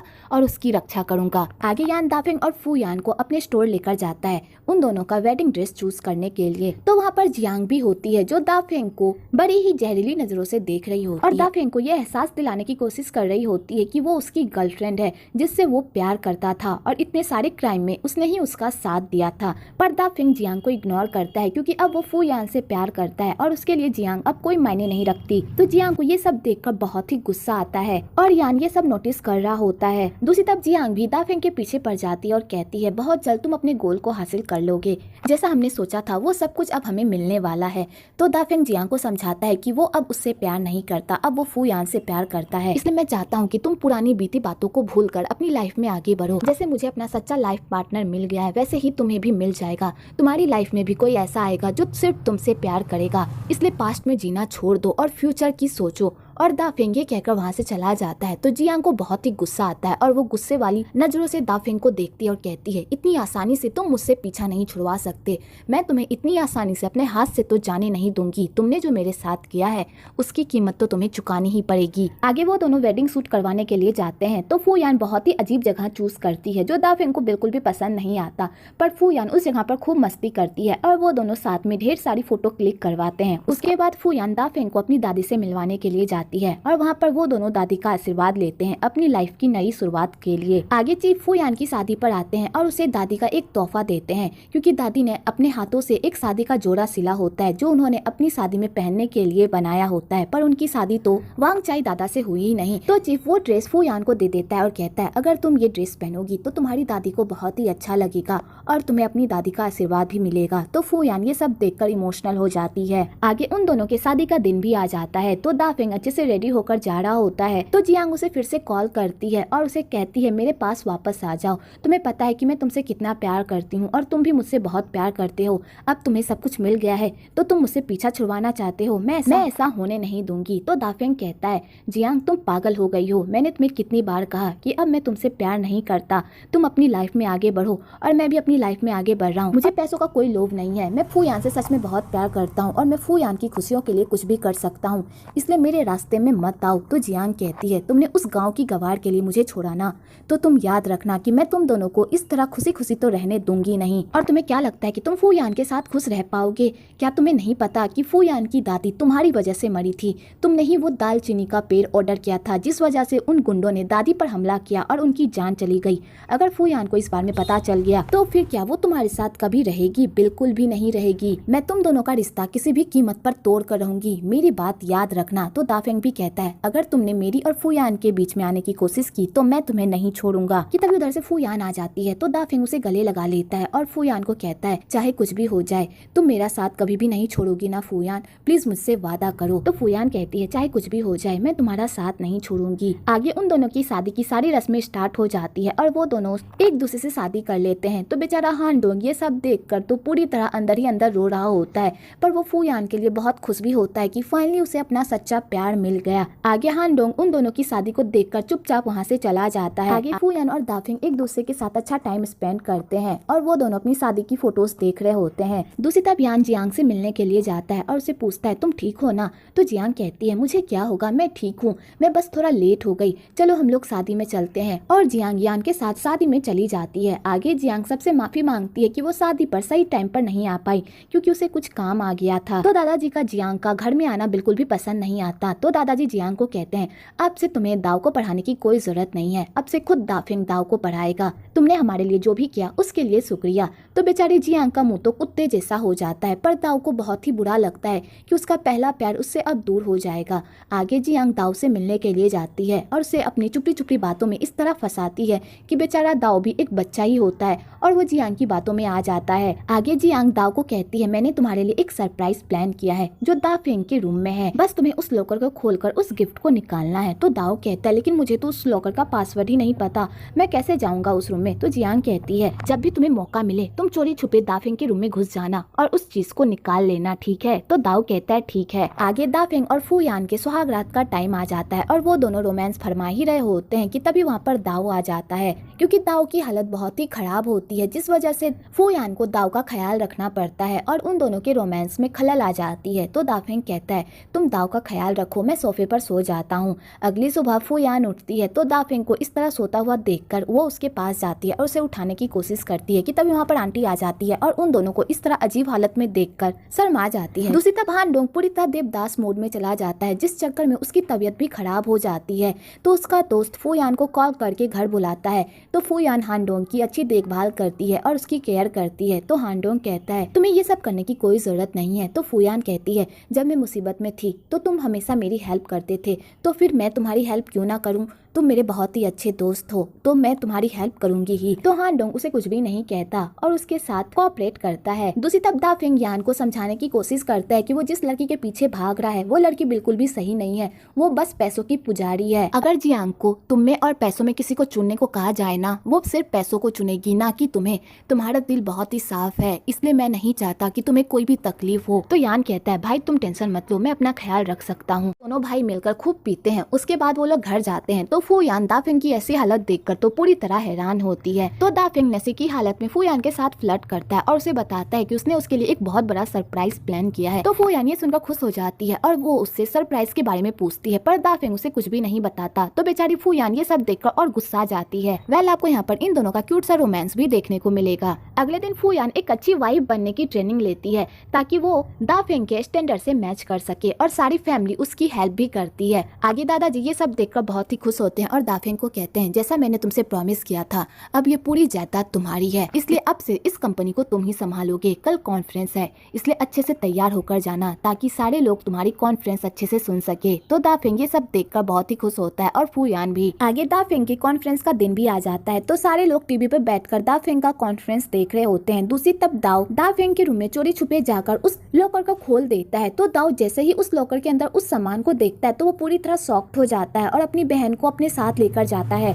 तो फू यान दा फेंग के रूम में जैसे ही दालचीनी की लकड़ी को देखती है तो वो पूरी तरह शॉक्ड हो जाती है और उसे अपनी दादी की मौत की सारी बातें याद आने लगती है कि तभी वहाँ पर आंटी आ जाती है। तो फू यान आंटी से पूछती है कि इस लकड़ी को यहाँ पर कौन लेकर आया। तो आंटी फू यान को पूरी बात बता देती है। तो फू यान जैसे ये सुनती है कि उसकी दादी की मौत में उसके खुद के पति का हाथ है, वो तो ये बात सुनकर पूरी तरह सदमे में ही चली जाती है। आगे आंटी बातों ही बातों में फू यान को ये भी बता देती है कि दादाजी ने सबके सामने शर्त रखी थी कि जो भी तुमसे शादी करेगा ये सारी प्रॉपर्टी उसकी ही होगी। तो फू यान जैसे ये सुनती है उसे तो और बड़ा सदमा ही लग जाता है और वो उस घर को छोड़ छाड़ कर वहाँ से जाने लगती है। तो दादाजी उसे रोकने की कोशिश करते हैं। तो फू यान कहती है इस घर के सारे लोगों ने मुझे धोखा दिया है, इसलिए मैं आपसे एक बात जानना चाहती हूँ, क्या सच में आपने मेरी दादी से कभी भी प्यार किया था? अगर आपने मेरी दादी से कभी भी प्यार किया होता तो आप मेरी दादी से मिलने के लिए जरूर आते, लेकिन आप कभी भी नहीं आए, इसलिए मुझे सच सच बता दीजिए, क्या आपने कभी भी मेरी दादी से सच्चा प्यार किया था? क्योंकि अब मैं और झूठ सुनने के मूड में बिल्कुल भी नहीं हूँ।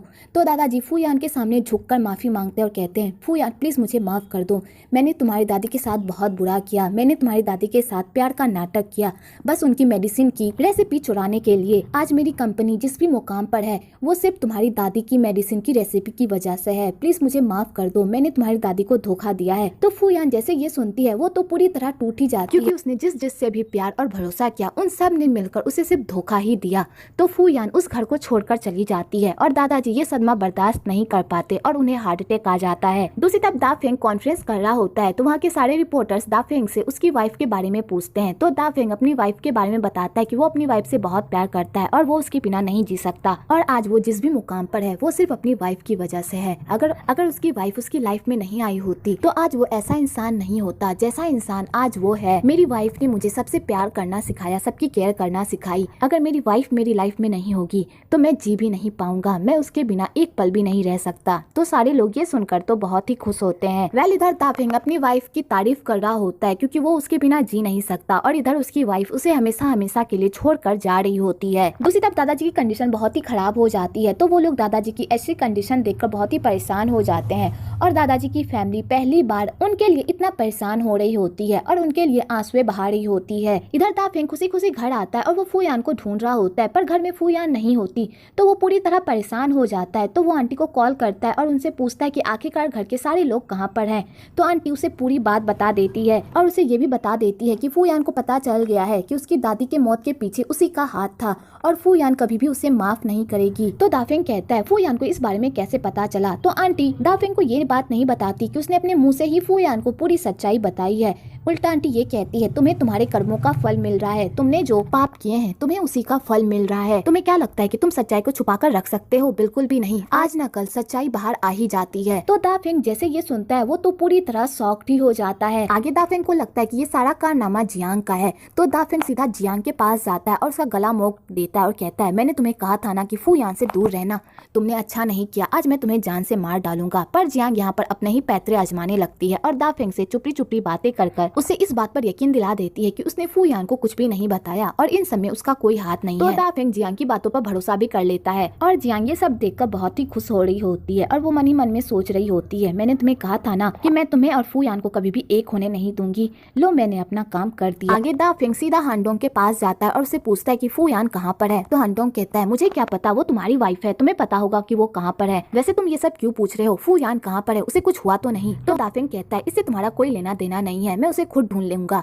वो मेरी वाइफ है और उसके सारे मामले मेरे हैं, इसलिए उससे दूर रहना। तो हानडोंग कहता है भले ही फूयान तुम्हारी वाइफ हो लेकिन फूयान मेरी दोस्त भी है, अगर तुमने फूयान के साथ ऐसा वैसा कुछ भी किया तो मैं तुम्हें नहीं छोड़ूंगा। आगे दाफेंग फूयान को हर जगह ढूंढता है पर फूयान उसे नहीं मिलती। इधर फूयान अपनी फूटी किस्मत पर रो रही होती है और उसे सदमा बर्दाश्त नहीं हो रहा होता है कि जिस इंसान से उसने इतना प्यार किया उस इंसान ने सिर्फ पैसों के लिए उसका इस्तेमाल किया और उस घर के सारे मेंबर्स ने सिर्फ उसका इस्तेमाल किया और उसकी दादी के मौत का कारण भी बना। और फूयान यही सब सोच सोच कर बेचारी बहुत ही सैड रहती है। दूसरी तरफ हानडोंग भी फूयान को हर जगह ढूंढ रहा होता है पर उसे कहीं भी फूयान नहीं मिल रही होती है। तो वो दादी से प्रे करता है कि फूयान जहाँ पर भी है वो उसे मिल जाए। दूसरी तरफ हानडोंग को फूयान और उसका भाई मिल जाता है। तो हानडोंग फूयान की ऐसी हालत देखकर बहुत ही परेशान होता है। तो फूयान उसे पूरी बात बताती है। आगे हानडोंग फूयान को अपने घर लेकर जाता है और कहता है आज से तुम यहीं पर रहोगी।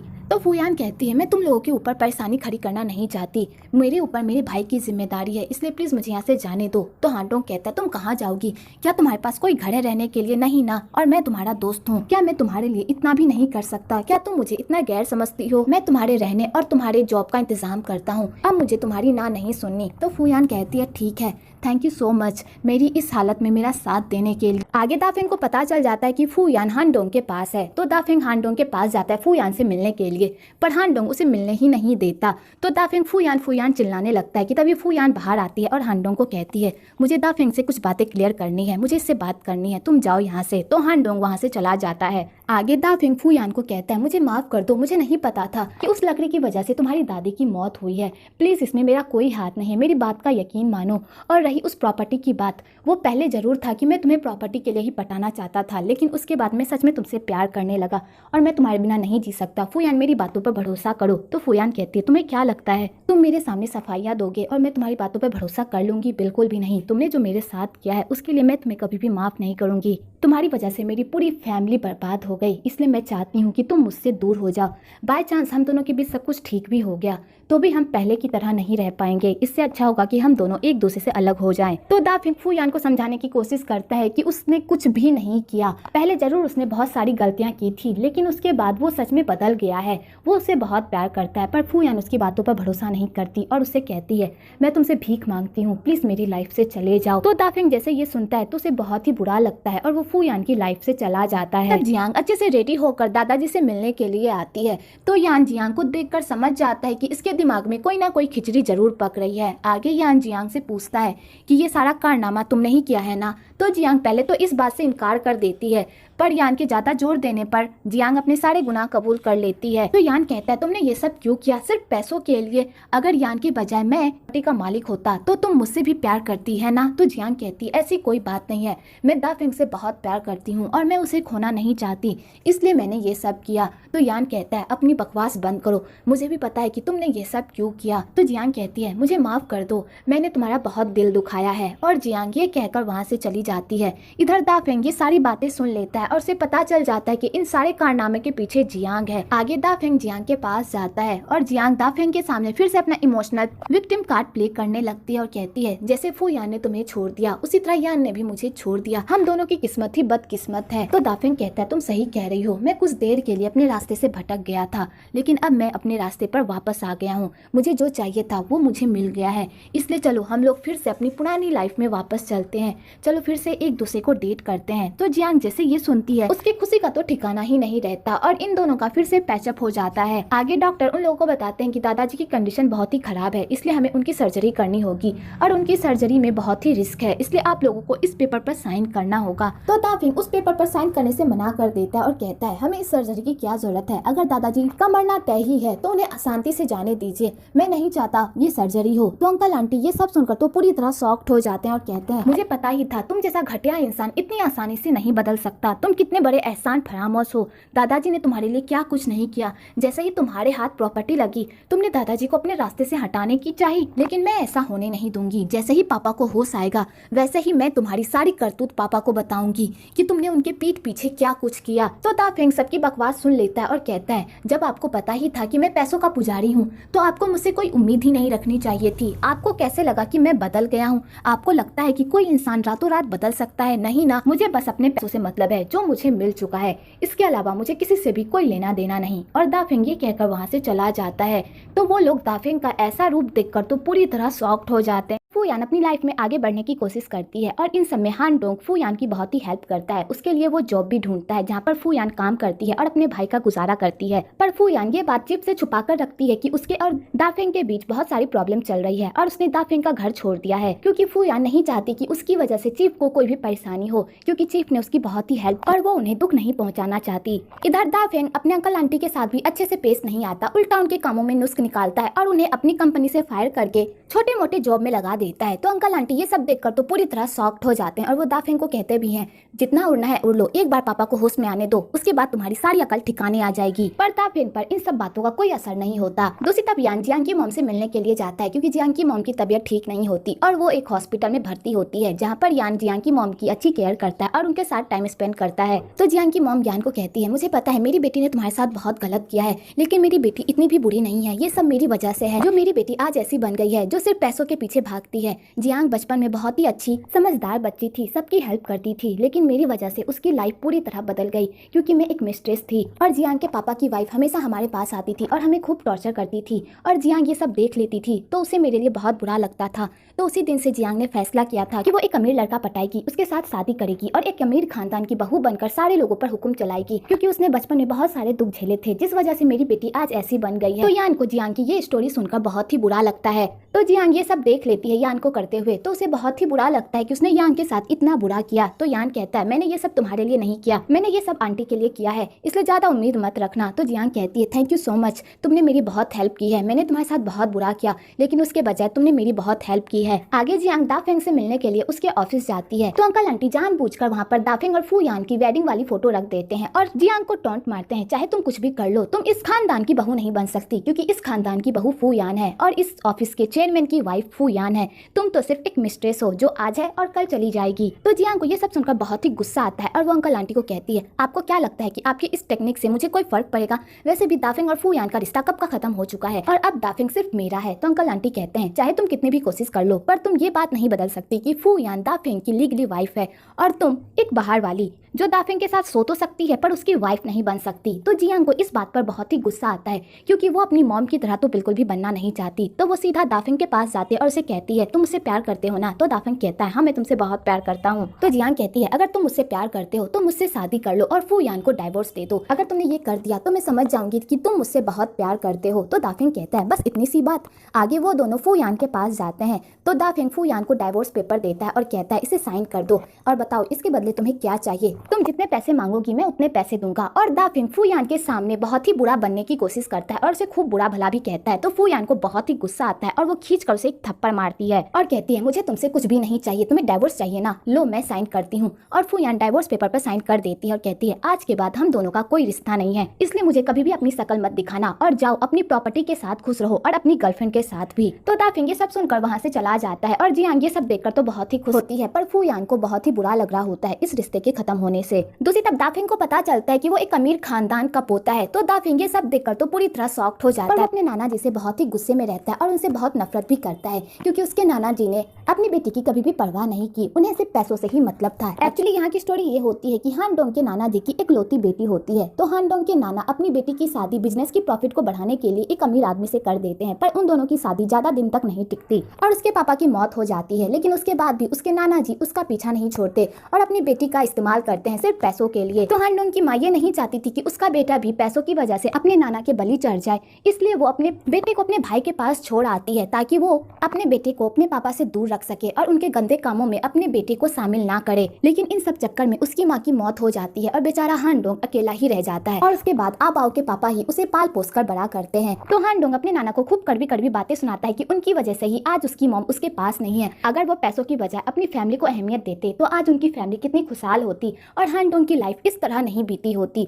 तो उसके नाना जी को बहुत ही पछतावा हो रहा होता है और वो गिल्ट में भी होते हैं और वो हान डोंग से माफी भी मांगते हैं कि प्लीज मुझे माफ कर दो, मैंने अपनी बेटी के साथ बहुत ही गलत किया था और मुझे तो तुम्हारे बारे में पता भी नहीं था कि मेरा एक नाती भी है, प्लीज मुझे माफ कर दो। पर हान डोंग अपने नाना को माफ नहीं करता। पर लास्ट में हान डोंग अपने नाना को माफ कर देता है क्योंकि उसके नाना को अपनी बेटी के साथ किए गए अत्याचारों का गिल्ट होता है और हान डोंग के पास मात्र एक ही फैमिली बची होती है जो बस उसकी होती है। इसलिए हान डोंग रूठने और मनाने में टाइम वेस्ट नहीं करता और अपने नाना को माफ कर देता है और फाइनली हान डोंग की फैमिली भी पूरी हो जाती है। हान डोंग के जो नाना जी होते हैं वो दाफेंग के दादाजी के बहुत ही अच्छे दोस्त होते हैं, लेकिन वो दोनों बिजनेस राइवल भी होते हैं। दूसरी तरफ जियांग हान डोंग को कहती है तुम दोनों का डाइवोर्स तो हो गया, अब तुम मुझे पूरी दुनिया के सामने कब इंट्रोड्यूस करवाओगे कि मैं तुम्हारी होने वाली वाइफ हूँ। तो दाफेंग कहता है मैं कल ही सबके सामने ये इंट्रोड्यूस करवा दूंगा कि तुम मेरी होने वाली वाइफ हो, इसलिए तुम टेंशन मत लो। तो जियांग ये बात सुनकर तो फूले नहीं समाती कि फाइनली उसे वो ओहदा मिलने वाला है जिसके लिए उसने इतने साल मेहनत की। दूसरी तरफ फू यान हान डोंग के साथ ड्रिंक करती है अपना गम भुलाने के लिए और वो दाफेंग को खूब बुरा भला भी कह रही होती है कि वो उसके साथ ऐसा कैसे कर सकता है, उसने पूरे दिल से दाफेंग से प्यार किया था लेकिन दाफेंग ने बस उसका इस्तेमाल किया और उसे धोखा दिया। तो हान डोंग को फू यान की ऐसी हालत देखी नहीं जाती और उसे बहुत ही बुरा लगता है, पर वो फू यान का साथ नहीं छोड़ता और उसे संभालने की कोशिश करता है। अगले दिन कॉन्फ्रेंस की बात पूरी तरह फैल जाती है। जब अंकल आंटी को इस बारे में पता चलता है उन्हें दाफेंग पर बहुत ही गुस्सा आता है, पर वो लोग दाफेंग का कुछ कर भी नहीं सकते क्योंकि दादाजी को अभी तक होश नहीं आया हुआ होता है। जब तक दादाजी को होश नहीं तब तक वो कुछ भी नहीं कर सकते क्योंकि उन लोगों के पास उतनी पावर नहीं होती कि तभी दादाजी को होश आ जाता है और दादाजी अपनी फैमिली को कहते हैं मुझे जल्दी से ताइवान लेकर चलो, मैं दाफेंग को इतनी बड़ी गलती करने नहीं दे सकता, मैंने उसे अपनी प्रॉपर्टी की जिम्मेदारी इसलिए सौंपी थी क्योंकि मुझे लगा कि वो सुधर गया है, लेकिन मेरा नालायक पोता कभी भी नहीं सुधर सकता। दूसरी तरफ दाफेंग कॉन्फ्रेंस की पूरी तैयारी कर लेता है और दाफेंग को देखकर लगता है कि उसके दिमाग में कुछ न कुछ जरूर चल रहा है जियांग को लेकर। आगे वो लोग कॉन्फ्रेंस में जाते हैं तो दाफेंग सबके सामने ये बात बता देता है कि उसका और फू यान का डाइवोर्स हो गया है और वो बहुत जल्द जियांग से शादी करने वाला है। तो जियांग ये बात सुनकर तो फूले नहीं समाती कि तभी दाफेंग सबके सामने ये भी अनाउंस कर देता है कि वो इस कंपनी के पोजीशन से रिजाइन कर रहा है और उसे इस कंपनी में ना ही कोई जॉब चाहिए और ना ही सैलरी। आज के बाद वो एक आम इंसान बन चुका है जिसके पास ना ही पैसे हैं और ना ही कोई घर और ना ही कोई जॉब। तो सारे मीडिया वाले ये सुनकर तो पूरी तरह शॉक्ड हो जाते हैं और जियांग ये सुनकर तो पूरी तरह सदमे में ही चली जाती है और वो दाफेंग को कहती है तुम मजाक कर रहे हो ना, अगर ये मजाक है तो इसे यहीं पर बंद कर दो, तुम्हें पता है ना यहाँ तक पहुँचने के लिए हमने कितनी मेहनत की है और तुम कितनी आसानी से ये सब बर्बाद करने की कोशिश कर रहे हो। दाफेंग ये सब मजाक करना बंद करो। तो दाफेंग कहता है मैं कोई मजाक नहीं कर रहा और मुझे पता है कि तुम मुझसे कोई प्यार नहीं करती, तुम्हें सिर्फ मेरी प्रॉपर्टी से प्यार है, अगर तुम्हें मेरे साथ रहना है तो तुम्हें इसी तरह रहना होगा। तो जियांग इस बात पर दाफेंग पर ही चिल्लाने लगती है और कहती है तुम ऐसा कैसे कर सकते हो, तुम अपनी प्रॉपर्टी कैसे छोड़ सकते हो। और फाइनली जियांग का काला चेहरा सबके सामने आ जाता है कि वो एक गोल्ड डिगर है जिसे सिर्फ पैसों से मतलब है और वो पैसों के लिए ही दाफेंग के साथ थी। तो बेचारी जियांग अपना असली चेहरा सबके सामने उतरता हुआ देखकर तो पूरी तरह शॉक्ड हो जाती है। तो दाफेंग कहता है तुमने मेरी खुशियां बर्बाद की थी ना, अब तुम्हारी खुशियां भी इसी तरह बिखर रही है। लोग कहते हैं ना जैसा बोओगे वैसा ही काटोगे, तो बताओ अब तुम्हें कैसा लग रहा है अपनी खुशियों को इस तरह बिखरता हुआ देखकर। तुमने मेरी खुशियां बर्बाद की तो मैंने भी तुम्हारे साथ वही किया। तो बेचारी जियांग ये सब सुनकर तो पूरी तरह सदमे में चली जाती है और वहाँ से जाने लगती है। तो सारे लोग उसे गंदी निगाहों से देखते हैं। तो बेचारी जियांग ये सब देखकर बर्दाश्त नहीं कर पाती और वहीं पर गिर जाती है। तो यान आता है उसकी हेल्प करने के लिए। तो जियांग कहती है तुम यहाँ पर क्यों आए हो। तो यान कहता है मैंने टीवी पर देखा तुम्हारे साथ जो भी हुआ। तो जियांग कहती है मैंने बहुत लोगों के साथ गलत किया है तो मेरे साथ सब कुछ सही कैसे हो सकता था, भगवान ने मुझे मेरे किए की सजा दे दी। और जियांग ये कहकर वहाँ से चली जाती है। तो यान को जियांग के लिए बहुत बुरा लगता है। दूसरी तरफ दादाजी जब ये न्यूज सुनते हैं तो वो बहुत ही खुश होते हैं और उन्हें बहुत ही सुकून मिलता है कि उनका पोता बिल्कुल भी नहीं बल्कि उसे सही और गलत में फैसला करना आ गया है। दूसरी तरफ अंकल आंटी दाफेंग का भंडाफोड़ करने के लिए कॉन्फ्रेंस में आते हैं और वो लोग कुछ बोलने ही वाले होते हैं। उससे पहले ही दाफेंग सबके सामने ये अनाउंस कर देता है कि आज के बाद से इस कंपनी की चेयरमैन कोई और नहीं बल्कि मेरी आंटी फैंग होगी। तो आंटी फैंग जैसे ये सुनती है उनकी खुशी का तो कोई ठिकाना ही नहीं होता और दाफेंग अपनी कंपनी की सारी जिम्मेदारी आंटी पर छोड़कर वहाँ से चला जाता है। दूसरी तरफ चीफ को जब पता चलता है कि फू यान और दाफेंग का डाइवोर्स हो गया है तो उन्हें ये बात सुनकर बहुत ही बुरा लगता है। तो वो फू यान को मिलने के लिए बुलाते हैं। आगे चीफ फू यान को बताते हैं कि दाफेंग उतना भी बुरा लड़का नहीं है जितना उसके बारे में वो सोचती है। दाफेंग ने इस गाँव के लिए बहुत कुछ किया है, उसने यहाँ पर मुफ्त खाना बंटवाया, इल्लीगल काम को रुकवाया। दाफेंग ने तुम्हारे घर को भी फिर से पहले जैसा बना दिया जैसा तुमने इसे बनाने के बारे में सोचा था। इसने हर सामान को उसी तरह रखा है जैसा तुम्हारे इस घर में था। तो फू यान ये सब देखकर इमोशनल हो जाती है। तो चीफ कहते हैं मुझे पता है दाफेंग में बहुत सारी बुराइयां हैं लेकिन उसमें कुछ अच्छाइयां भी है।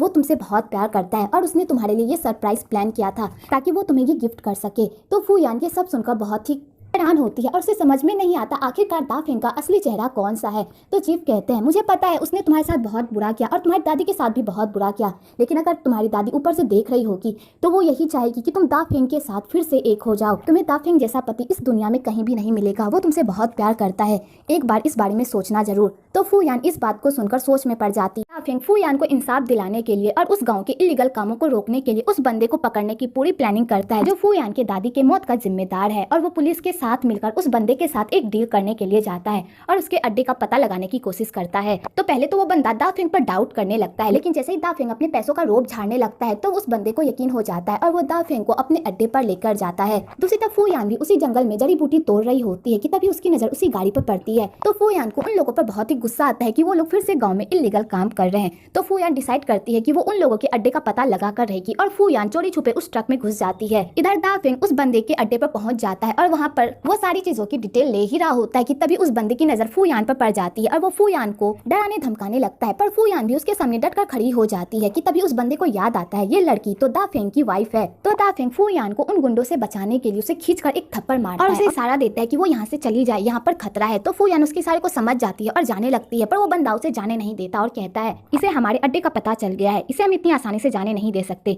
इसे अब मरना ही होगा। और वो बंदा फूयान को पहाड़ियों पर लेकर जाता है मारने के लिए। तो दाफेंग उसे रोकने की कोशिश करता है पर वो बंदा नहीं रुकता कि तभी वहाँ पर पुलिस आ जाती है और उन बंदों को चारों तरफ से घेर लेती है। तो दाफेंग भी मौके का फायदा उठाकर फूयान की जान बचा लेता है और उस बंदे से लड़ने लगता है, पर इस चक्कर में वो खाइयों से नीचे गिर जाता है क्योंकि वो घायल हो चुका होता है और इस चक्कर में वो बंदा वहाँ से भाग जाता है। आगे सारी पुलिस दाफेंग को ढूंढने लगती है क्योंकि उन लोगों को दाफेंग नहीं मिल रहा होता है और फूयान बहुत ही टेंशन में होती है कि आखिरकार दाफेंग कहाँ चला गया। कि तभी उसकी नजर दाफेंग पर पड़ती है जिसकी हालत बहुत ही खराब होती है। तो फूयान अपनी मेडिसिन से दाफेंग को होश में लाने की कोशिश करती है पर वो होश में नहीं आता। तो पुलिस वाले कहते हैं मैडम आप टेंशन मत लीजिए, एम्बुलेंस आती ही होगी। तो फूयान कहती है एम्बुलेंस की कोई जरूरत नहीं है, मैं इनकी वाइफ हूँ, मैं इनका ख्याल रख लूंगी, बस आप लोग इसे मेरे घर लेकर चलिए। आगे फूयान दाफेंग की बहुत ही अच्छे से देखभाल करती है और उसे दाफेंग के लिए बहुत बुरा भी लगता है। दूसरी तरफ दाफेंग की फैमिली को जब इस बारे में पता चलता है तो वो लोग दाफेंग के लिए टेंशन में आ जाते हैं और अंकल आंटी दाफेंग से मिलने के लिए गाँव भी जाने लगते हैं, पर दादाजी उन्हें रोक देते हैं और कहते हैं दाफेंग फूयान के पास है तो हमें उसे अकेला छोड़ देना चाहिए और फूयान दाफेंग को कुछ भी होने नहीं देगी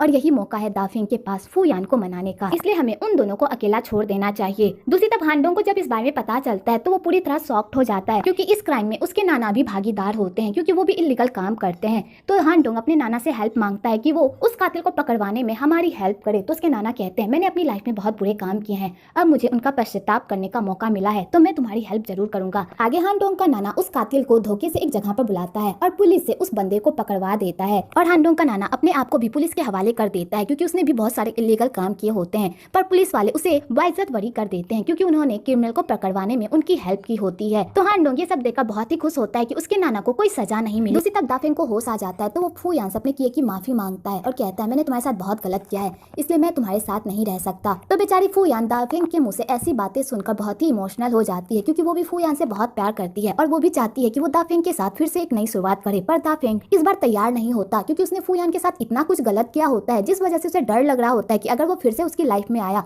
और फिर से उसने उसके साथ कुछ गलत कर दिया तो वो अपने आप को कभी भी माफ नहीं कर पाएगा। आगे फूयान दाफेंग को दादाजी के घर लेकर जाती है तो दादाजी फूयान से माफी मांगते हैं और उसे अपने साथ रहने को कहते हैं, पर फूयान रहने से ना कर देती है और कहती है आज दाव का बर्थडे है इसलिए मुझे उसके पास जाना होगा। आंटी कहती है दाव का बर्थडे है और तुमने हमें बताया भी नहीं, दाव को हमारे साथ बर्थडे मनाने दो ना, उसे बहुत अच्छा लगेगा हमारे साथ बर्थडे मनाकर, प्लीज हमारी इतनी सी विश पूरी कर दो। तो फूयान उन्हें मना नहीं कर पाती। आगे वो लोग साथ में मिलकर दाव का बर्थडे मनाते हैं। दूसरी तरफ दाफेंग बहुत ही सैड रहता है तो यान उसे समझाने की कोशिश करता है मुझे पता है तुमने फूयान के साथ बहुत गलत किया लेकिन तुमने अनजाने में ये सब किया है, इसलिए अभी भी तुम्हारे पास मौका है, फूयान के पास जाओ, उससे बात करो और उसे अपनी लाइफ में वापस ला लो क्योंकि अगर इस बार फूयान चली गई ना तो तुम हाथ मलते रह जाओगे पर वो वापस नहीं आएगी। तो दाफेंग सीधा फूयान के पास जाता है पर वो उसे अपने साथ रहने को नहीं कहता। फूयान को बहुत ही गुस्सा आता है क्योंकि वो चाहती है कि दाफेंग उसे रोके पर दाफेंग उसे रोकता ही नहीं और बेचारी फूयान गुस्से से वहाँ से चली जाती है। आगे फूयान और दाव स्टेशन पे होते हैं तो दाव फूयान को कहता है मुझे पता है आप जीजाजी से बहुत प्यार करती हैं तो फिर आप उनसे दूर क्यों रह रही हैं, मुझे उस फैमिली में बहुत ही मजा आता है और मुझे वहीं पर रहना है, वापस चलो ना।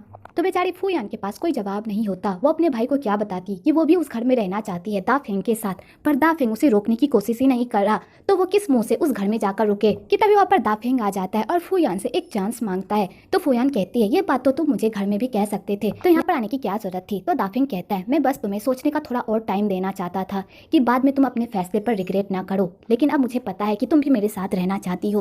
प्लीज मुझे एक मौका दे दो, मैं तुम्हारे साथ रहना चाहता हूँ, अपनी लाइफ तुम्हारे साथ बिताना चाहता हूँ, मैं तुमसे अलग नहीं रहना चाहता, प्लीज मुझे एक मौका दे दो। तो फूयान दाफेंग के इतने अच्छे प्रपोजल को सुनकर खुश हो जाती है और फाइनली वो दाफेंग को माफ करके उसका साथ देने के लिए तैयार हो जाती है और फाइनली इन दोनों की हैप्पी एंडिंग हो जाती है। आगे 2 साल का लीप आ जाता है तो अंकल और आंटी उस कंपनी को अच्छे से संभालते हैं, पर उन लोगों को वहाँ का ढेर सारा काम संभाला नहीं जाता और वो दादाजी को कहते हैं वो कंपनी में वापस आ जाए और अपनी पोजीशन संभाले, क्योंकि वो इतना सारा काम अकेले नहीं कर सकते। पर दादाजी बहाना बनाने लगते हैं कि उनकी तबीयत ठीक नहीं है, इसलिए वो कंपनी में दोबारा वापस नहीं आ सकते, इसलिए अब तुम लोगों को ही संभालना होगा। पर अंकल आंटी को पता होता है कि दादाजी कोई बीमार नहीं है, बल्कि वो अपने दोस्त के साथ घूम रहे हैं। आगे हान डोंग के नाना कहते हैं तुम कंपनी में वापस क्यों नहीं जाना चाहते। तो दादाजी कहते हैं वैसे भी कितनी मुश्किल के बाद मुझे ये लाइफ मिली है, मैं इतनी अच्छी लाइफ उस झमेले में क्यों पड़ूं। वैसे तुमने भी तो अपनी सारी जिम्मेदारी अपने नाती को दे दी है ताकि तुम भी आराम से अपनी लाइफ एंजॉय कर सको, तो फिर बताओ तुम मुझे क्यों कह रहे हो। और यहाँ पर दोनों दोस्त एक दूसरे की बातों को सुन सुनकर हंसने लगते हैं। दूसरी तरफ हान डोंग और फूयान दोनों ही एक ही कॉलेज में पढ़ते हैं और मेडिसिन की पढ़ाई कर रहे होते हैं ताकि वो लोग कंपनी में अच्छा काम कर सके और अपने कंपनी को आगे बढ़ा सके।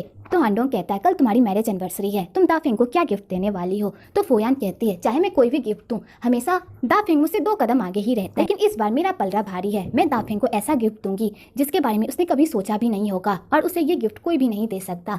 तो हान डोंग कहता है ऐसा तुम क्या देने वाली हो। तो फूयान कहती है मैं तुम्हें बता रही हूँ, लेकिन तुम ये बात किसी को भी नहीं बताओगे, समझे। तो हान डोंग कहता है मैं तुमसे प्रॉमिस करता हूँ मैं किसी को भी नहीं बताऊंगा। तो फूयान कहता है मैं प्रेग्नेंट हूँ। तो हान डोंग ये न्यूज सुनकर बहुत ही खुश होता है कि तभी वहाँ पर दाफिंग आ जाता है। वेल दाफिंग और हान डोंग दोनों की ही लाइफ में सब कुछ स्टेबल हो गया होता है, ना हान डोंग दाफिंग और फूयान की लाइफ में इंटरफेयर करता है और ना ही दाफिंग हान डोंग और फूयान की लाइफ में इंटरफेयर करता है, क्योंकि उन दोनों को ही पता होता है कि फूयान की लाइफ में उन दोनों की अलग अलग अहमियत है। दाफिंग उसका पति है, उसका प्यार है, लेकिन हान डोंग उसका दोस्त है जिसने हमेशा उसकी हेल्प की है। आगे दाफिंग जाने से पहले हान डोंग को कहता है कल हमारे घर चेयरमैन आ रहे हैं, मैं चाहता हूँ कि तुम भी उस डिनर में आओ, तुम्हारी भी जान पहचान हो जाएगी। तो हान डोंग कहता है ठीक है। अगले दिन सब डिनर पे आते हैं और साथ में खूब हंसी मजाक करते हैं। तो हान डोंग के नाना जी कहते हैं मेरी लाइफ में सब कुछ ठीक हो गया, मुझे वो सारी खुशियाँ मिल गई जिसके लिए मैं जिंदगी भर तरस रहा था, लेकिन एक खुशी अभी भी मेरे लिए बाकी है, मैं अपने नाती की शादी करवाना चाहता हूँ, लेकिन मेरा नाती तो किसी लड़की की तरफ देखता ही नहीं, मेरे प्यारे नाती तुम कब शादी करोगे। तो हान डोंग कहता है नाना आपको भी पता है कि मैं कितना बिजी रहता हूँ, मुझे पढ़ाई भी करनी होती है और साथ में ऑफिस भी संभालना पड़ता है,